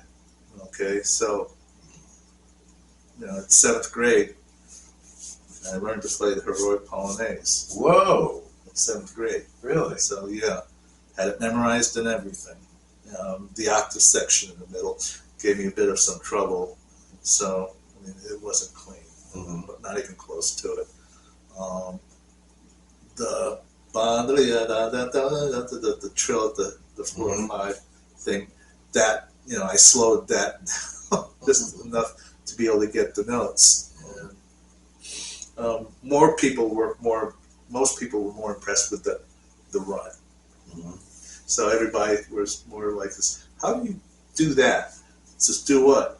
The thing where you go like this, Oh, this? And so that was the most impressive part. They didn't care about the rest of it. So, but then, high school. Mm-hmm. High school was a completely different story. Mm-hmm. Then, by then, I had learned how to play Hungarian Rhapsody No. 2. Mm-hmm. I even wrote my own cadenza to it. Wow. So I wrote my cadenza to Hungarian Rhapsody No. 2.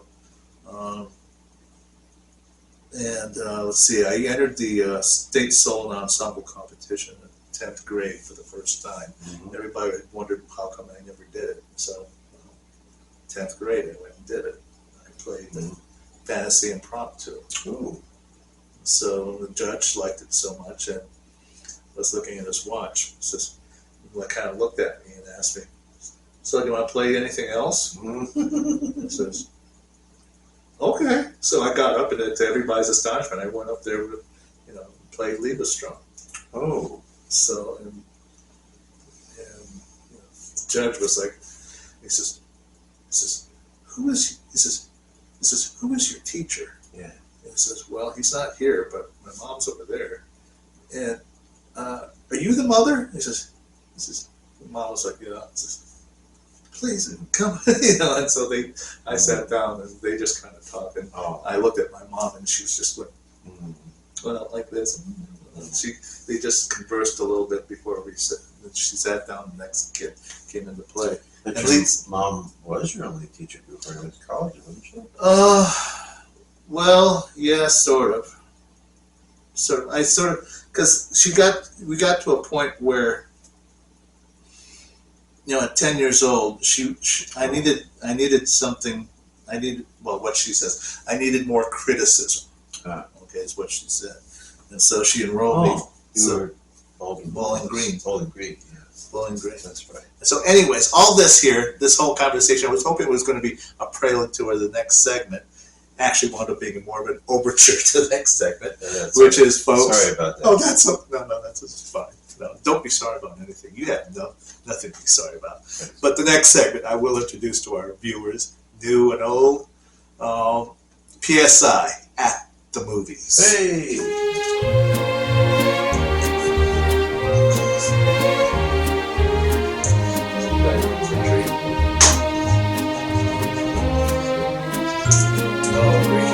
Folks, well, I know you've been waiting for bated breath. I'm trying to get my notes out of the DVD case, and I have them now.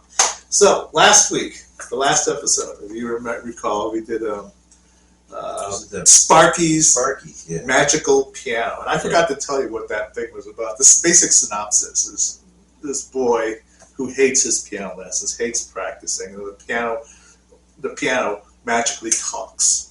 Okay, and so he wants to introduce him to the rewards of being able to play the piano. So he tells the boy, he says, "Press it." He says, "Just pretend you're playing the piano, and I'll do the rest of it." And so, which is why you get to hear, all these brilliant pieces played by Leonard Pinario on the soundtrack. And so he becomes famous. And one day, the piano had enough of Sparky because of his snobbish attitude and being dismissive to the people around him, and so he decides that his final concert, he would not do a thing. Wow! So the kid basically falls flat on his face on the stage, and only to find out at the end. Should I tell him? I mean, you can watch it on YouTube, but it's basically a bad dream. He finally finds out and realizes that he needs to practice. And so he needs to practice, and he likes to reap the rewards of being able to play the piano. So. Sparky's what? Sparky's Magical Piano. It's an animated program. It's only about 45 to 50 minutes long. I don't know how I ever missed that one. I usually really look forward. Back in the old days, there was just 3 channels on TV. Yeah. NBC, CBS, and eventually ABC.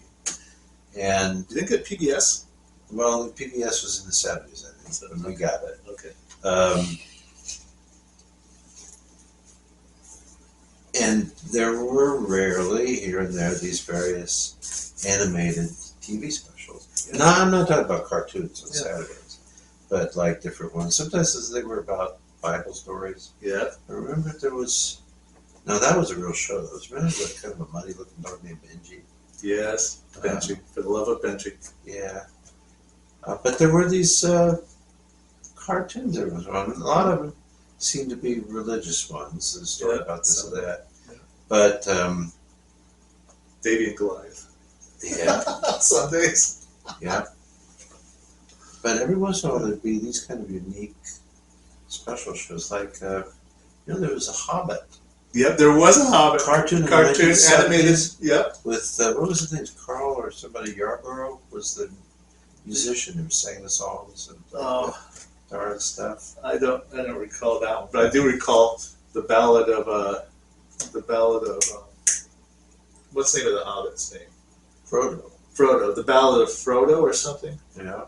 No, are you sure this? Oh no, well no, but Bilbo. Bilbo Bilbo's Baggins. the original Bilbo Bilbo Baggins. Baggins. Yeah, the ballad of Bilbo Baggins, Yeah. which is sung by the well-renowned late Leonard Nimoy, and there's actually a music video of that. Really? You ought to check it out. It's on YouTube. But anyways, we got ourselves on.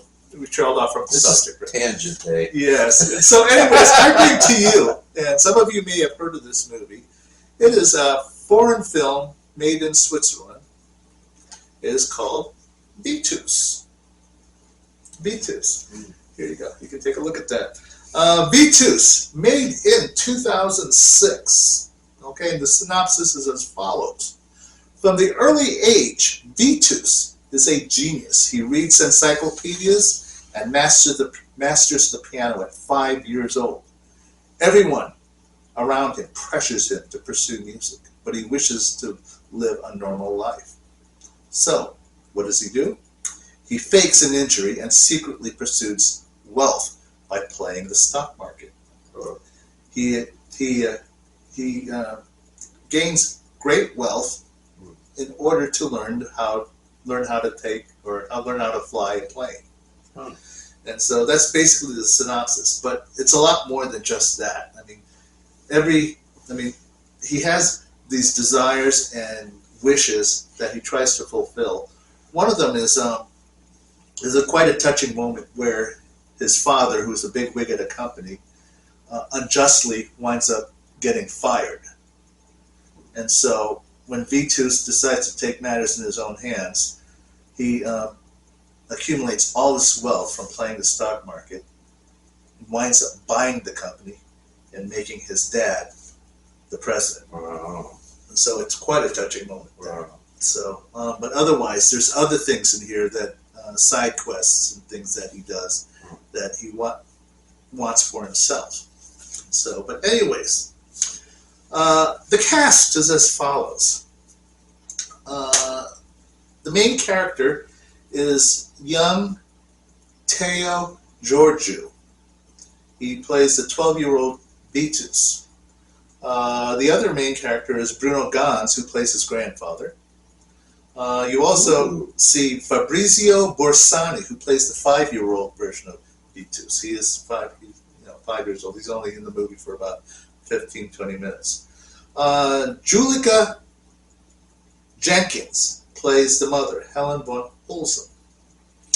Urs, U-R-S, Urs Jucker or Euchre, plays the father, Leo von Holzem.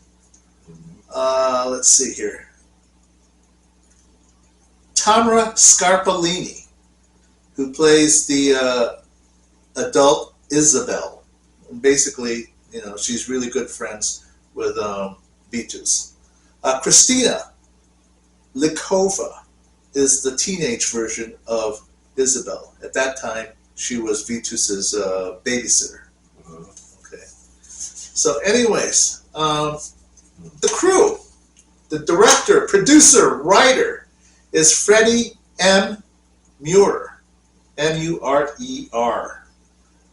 Producers, Christian Davi and Christoph and they're rocker. The writers, well, which is what I said before, Freddie Moore from earlier, Lucas Suter, co-writer, Peter Luisi, co-writer. Now, to get to the most important part, the music department. The composer of the original music in this movie is by Mario Beretta.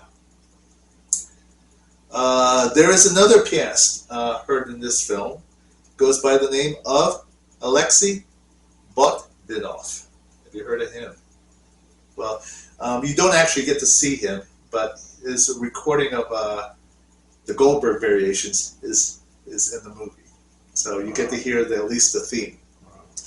Rhonda Dorsey is the pop R&B singer in the movie. You don't actually get to see her, but her recording is in the movie. There's a cute scene there with Vitus and the babysitter, and she's sort of lip syncing to a recording of one of Rhonda Dorsey's songs. Now, the conductor in the film. There's a scene in the movie where Vitus is actually performing the Schumann's A minor concerto. And the conductor is one Howard Griffiths. And the orchestra is, you might need to help me with this one. How do you say that? No. Zürcher Kammer Orchestra. The chamber orchestra of Zurich. So, now, let me show you the box here.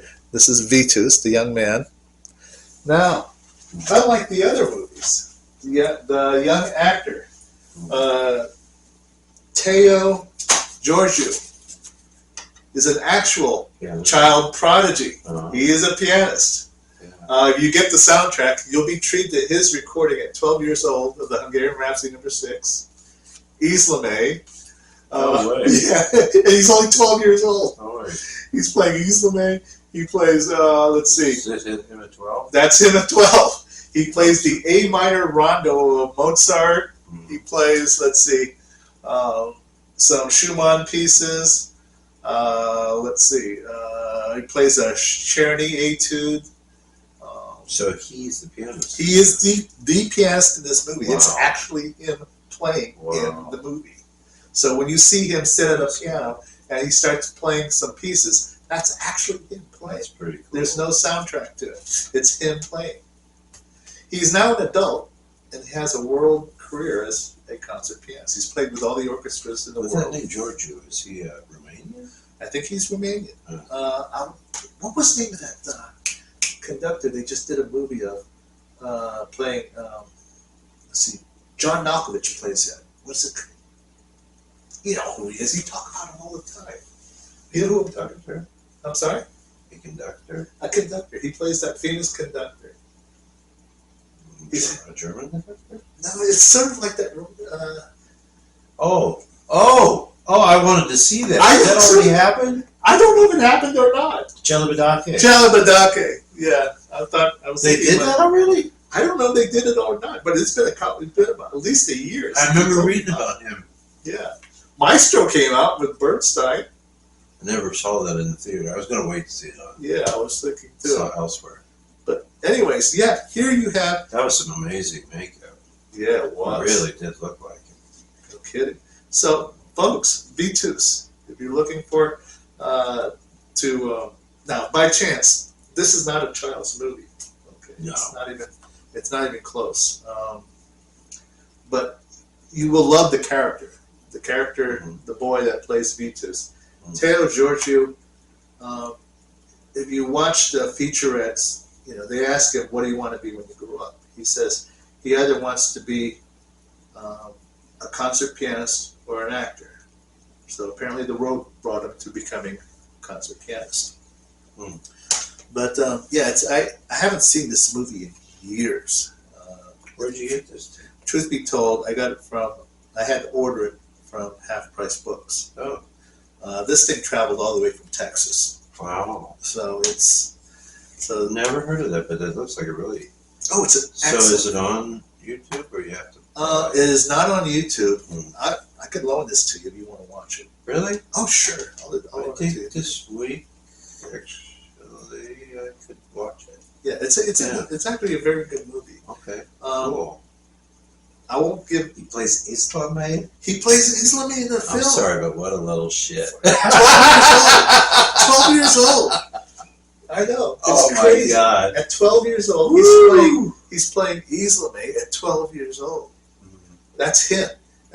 Wait till you get a look. I mean, it's not like, like a 20-year-old or no something offense, buddy, playing but Islami, but I'm just depressed. I'm looking like an all. so I mean, it's I didn't see Yuja Wang at 12 years old playing Islami. Yeah. This kid was. I mean, he must have some hands at that age to be able to handle things like the Hungarian Rhapsody No. 6 and Islami, for Pete's sakes. Yeah. That's crazy. I mean, okay, folks. The last time I heard of something that happening was the young Greek pianist Dimitris Agouras. Yeah. Yeah, he was only 9 years old when he made his debut performing Rachmaninoff's Third Concerto. The third. The third. How old was he? He was only 9 years old. 9 years old. So he had hands like an orangutan or something? Well, he had a very what the critics would, the reviewers would say about his performances. He had a rather slight build, and if you saw some of the pictures, he's rather he's rather skinny and shy. He stands there next to the piano like this, sort of half slouch, and he has sort of like this grin like this when he gets his picture taken. And he pulled it off. But he pulled it off, and later on, a couple of years later, they talk about Dimitris Agouras like probably the greatest genius since Mozart, because at the end of his first year of piano lessons, he learned the Hungarian Rhapsody No. 2. At the end of his first year of lessons. My piano teacher from Ohio Wesleyan saw him at Blossom Center, and he had performed the Andante Spinato and Polonaise by Chopin, and he said it was absolutely stunning. Now, as a word of warning, it's been, since 1983, 84, since I've heard anything about Dimitris Agouras. You always hope and pray that some of these kids who are child prodigy, that the prodigiousness develops as they get older. You always hope. With Kassin, he's still performing. Benjamin Grosvenor. I heard him when he was 17, I think. Yeah. And He's still doing it. absolutely. At 16 years old, his debut recording was those Brahms Chifra Hungarian dances. Kassin was only 9 years old when he recorded for Deutsche Grammophon both Chopin concertos. I don't really know him at all. Who? Kassin. Is that how you say Kassin? Yeah, Kassin. He came of age in his career when I was building mine. Yeah. Doing my own thing, so I kind of missed out. I probably should give him a listen. How does he compare to Vitus? Oh, Not to say me, it's not. but he's more of a poet, I understand. Who? Yeah. Kassin? No? Yeah, he's. Why did people rave so much about him? Why did they just? Well, his charisma mostly. He's very charismatic, and plus the fact that he shows no fear. He's very, very representative of the Russian school, really. Yeah. He does it easily. He does it easily. And that's part of the criticisms that lots of critics have about him. He does these things so easily. They also criticize him about how is he going to develop as an artist. He's gobbed up all these Rachmaninoff concerti, the Tchaikovsky concerti, the Prokofiev concerti. He's recorded all 5 Beethoven concertos. He's played bushels and bushels and bushels of Chopin Schumann. Uh, he's done some Brahms. He's done. Let's see, anything else? The only things he hasn't touched is French music, from what I saw. But he's done all the basically German romantics and a lot of the Russian romantics. But where do you go from there? Now, if you go on YouTube and try to search all the performance videos, he has performed the Barber Sonata, which he hasn't recorded yet. There's also bushels of Scriabin that he's performed on YouTube in concerts and hasn't recorded yet. Anything else? Some Chopin etudes. There's one of him doing the chromatic one in Opus 10, A minor. I wouldn't say it was polished, okay? And I think he knows that too. It was way too much pedal, and it was basically, he tried to make it almost too virtuosic, where it has to have this sort of lightness to it. You know what I mean? Yeah. So, but that is Cassini. Okay. I'm thinking two other pianists. Like, where do you go after a certain point? I mean, somehow Rubinstein managed to keep going. Yeah. Horowitz probably kept it going because he dropped out every once in a while. Yeah. At one point for 12 years. Oh, yeah. And he'd come back, he kind of. And then if you read about it, though, in Horowitz's latter career, he had some disasters. Oh, yeah. I've never heard it, but apparently a serious disaster in Japan. Oh, yeah. Rather famously written about, but I've never heard any of the performances. Yeah. And yet, then there were these meteorically brilliant moments. But that was Horowitz. There's a certain quixotic aspect of his music making. But I was thinking of like Barenboim, for example. Yeah. He eventually became a really fine conductor. Oh, yeah. Really great. I mean, he was at the Berlin Deutsche Oper in Berlin for years. I heard him in Bayreuth. But then, every once in a while he'd sit down and he'd play piano. And it was just as remarkable as it always was. Yeah. He was a child prodigy. Oh, yeah, he was. Rubinstein mentions him quite a bit in his And the wonderful collaboration I have is with some of the Beethoven Concerti with Chicago. Mm-hmm. Barenboim's conducting and playing. Rubinstein's a pianist. Oh, yeah. Beethoven 4 to 5, I think. Okay. With Barenboim. Then the other pianist too I've mentioned before, he was never one of my favorites, only because his playing was so Soviet Russian, really hard. Yeah. Was Ashkenazi. Ashkenazi. No doubt the boy could play. Yeah. Some serious stuff. Just tonally, and somehow it was more. Yeah, it was more like the Russian army in the tank. Yeah. Rolling in, across the steppes, as opposed. It's just what kind of music I like nowadays. It's changed a bit, but I still love Rubinstein, which is also very muscular and powerful. But Kissin, I don't know. He's never been drawn to. I have noticed that he's been playing some more chamber music. He famously, I think, was the pianist for. It wasn't it the Metropolitan Opera? Fleming. Fleming? Renee Fleming? Didn't he and Renee Fleming do something recently? I did not know that. Saw, but it was a really famous singer. And I think it could have been Renee Fleming. Because if I remember, for some reason, they had to cancel. And then they finally did it. They finally did the concert. Mm-hmm. But I thought it was very interesting that Kissin was pianist for this, because great soloists don't always make for great collaborative pianists.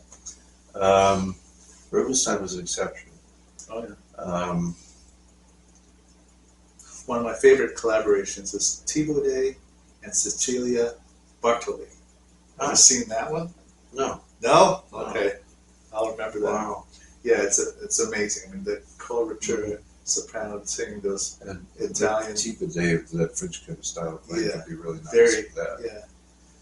Yeah. Actually, there's a wonderful performance of the. Whose trio is it? The famous Carnegie Hall recital. Uh-huh. And Horowitz plays with Stern. Disco.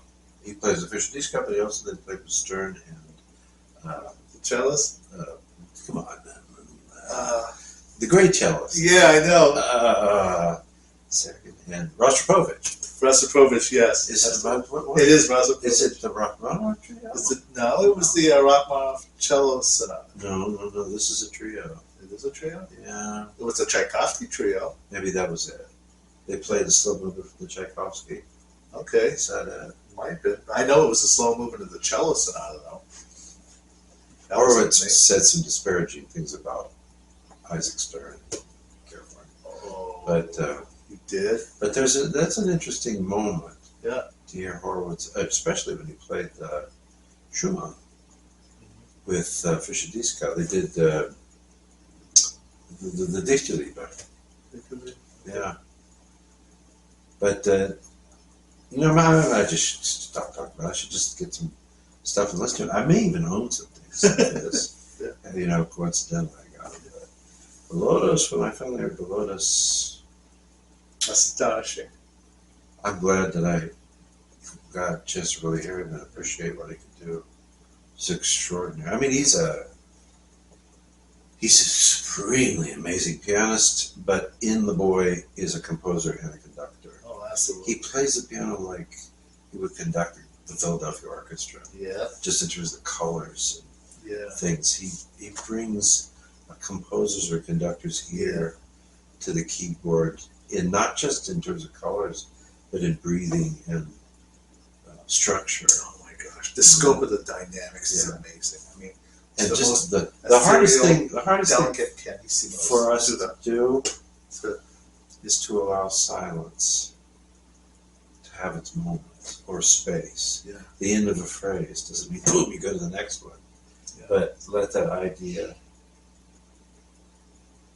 And I think particularly when I played the Schumann Fantasy, I played that well back in those days.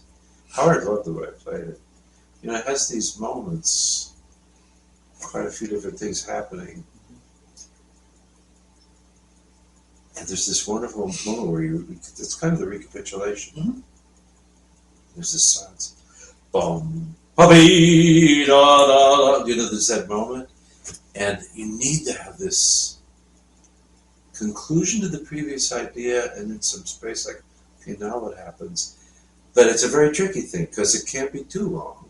Yeah. But it has to be timed enough so that it's not just coincidental. Yeah. Oh, okay, here comes the recapitulation. Yeah. This has to sound like not just a recapitulation, of course, with somebody like Schumann, but transfiguration. Mm-hmm. It's not the same It's not. emotion, theme, and profundity that it was when it started. Yeah. The intention is completely different. Yeah, all the turmoil in the first movement, which I don't know, it's good. I was often thinking in my own mind that it's about the trials that literally that his father-in-law made them go through in order to finally be able to get married. Yeah. And then there's something wonderfully triumphant about the end of the first movement of the fantasy, where it just comes back, and then of course he tags on Die Ferne Geliebte of Beethoven, the little coda. So I don't know if he's won yet because of the way it's written. That because it's dedicated to Clara, isn't it? Or is it Liszt? Liszt. It is Liszt. But when he says "An die Ferne Geliebte," that means to a distant beloved, which makes me think that he's been through the trials, and it looks like they're going to win. But it took him like 8 years. Oh yeah. They made it. And then this torturous, my God, second movement. Oh gosh. It's one of those triumphant things, and especially.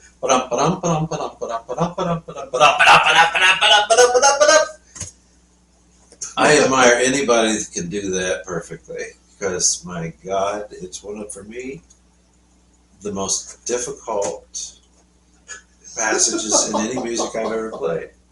And I'd say I got it at best 85-90% all correct. But sometimes it's like you like going from here, out there, down there.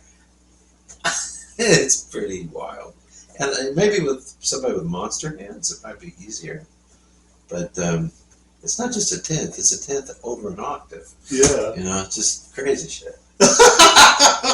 I'm sorry I got off on that. Why are we talking about this? Oh, we were talking about the prodigiousness of pianists going from child prodigy to adult. Oh, and then what happens with them? Yeah. Yeah. I thought it was interesting. I saw a thing recently that they were trying to figure out who's the greatest living pianist. You know who they said it is? Jen? No, No. Martha Argerich. And I think well deserved. Oh gosh. Wow. You know, I mean, I've heard her. I saw her play not a while back. Yeah. She does her Fair thing, and I don't know if she's concertizing otherwise, but she Yeah. does the Switzerland thing. She's playing the Tchaikovsky B flat minor. Oh gosh, it hurt. With What? Charles Dutoit. Charles That's Dutoit? the thing. Wow. And I think this may have been a few years back, Okay. but it was very interesting because bum bum bum bum ch, bum bum bum bum ch, bum bum bum bum ba da dee, and she comes in bong chung ching bong chung, already faster, and then at the next point when he starts to conduct them, you just see her left hand going like this, Oh, like let's move it. let's move it. I got a big dinner date tonight. No, but she was magnificent. Yeah. You know, and I've seen that there's a lot of her stuff which has been recorded and released, but quite a bit of it lately is not all available. Yeah. And if it is, holy smokes, Yeah, I'm sure it they is. want some money for some of those box sets. But then I've seen some videos of her when she was younger. Yeah. She's an Amazon, Oh, I yeah. think. I don't know how tall she is, but she's, I mean, never fat, Yeah. but just powerful and good size hands. Oh yeah. She's got like Arthur Rubinstein size hands. Oh yeah. And when she played, when she was like an older teenage girl or 20 or something like Yeah. that, we heard her live, my ex-wife and I. Her parents gave us a Christmas present to Carnegie Hall, Uh-huh. Boston Symphony Orchestra, Seiji Osawa. Yeah. First half was the Prokofiev Third Piano Concerto Oh gosh. with Martha Argerich. The second half was Ein Heldenleben of Strauss. Just. Oh gosh. It was amazing. I'm sure it was. Carnegie Hall deserves all it deserves for acoustics. I mean, we had some decent seats there a little farther back, Yeah. but it was like you're completely surrounded. Surrounded. With the music. You had the absolute best headphones in the world. It was like right there, you know, three-dimensional all around you. And she played fabulously. Well, good for Mr. Kissin. I don't know where he's going, but Well, folks, this concludes PSI at the movies and probably a PSI as well Yeah. for today. I'll probably end up cutting some stuff out, but then you won't know that. You know our MO. If you enjoyed our topics, our conversations, you enjoyed us, you know, give us a like and a subscribe. Guys, give the Okay. thumbs up, guys. Yes, Thank you, absolutely, guys. everybody. So, but come back again with us. We'll have plenty more to show you and tell you, and you can find out what we've been reading, what we've been practicing, what we've been listening to. Always chipping away at that iceberg. Yep. Until next time, folks. This is Mark, and this is Elmer, and we are Mark and Elmer's PSI Piano Scene Investigation. Say bye, everybody. Bye.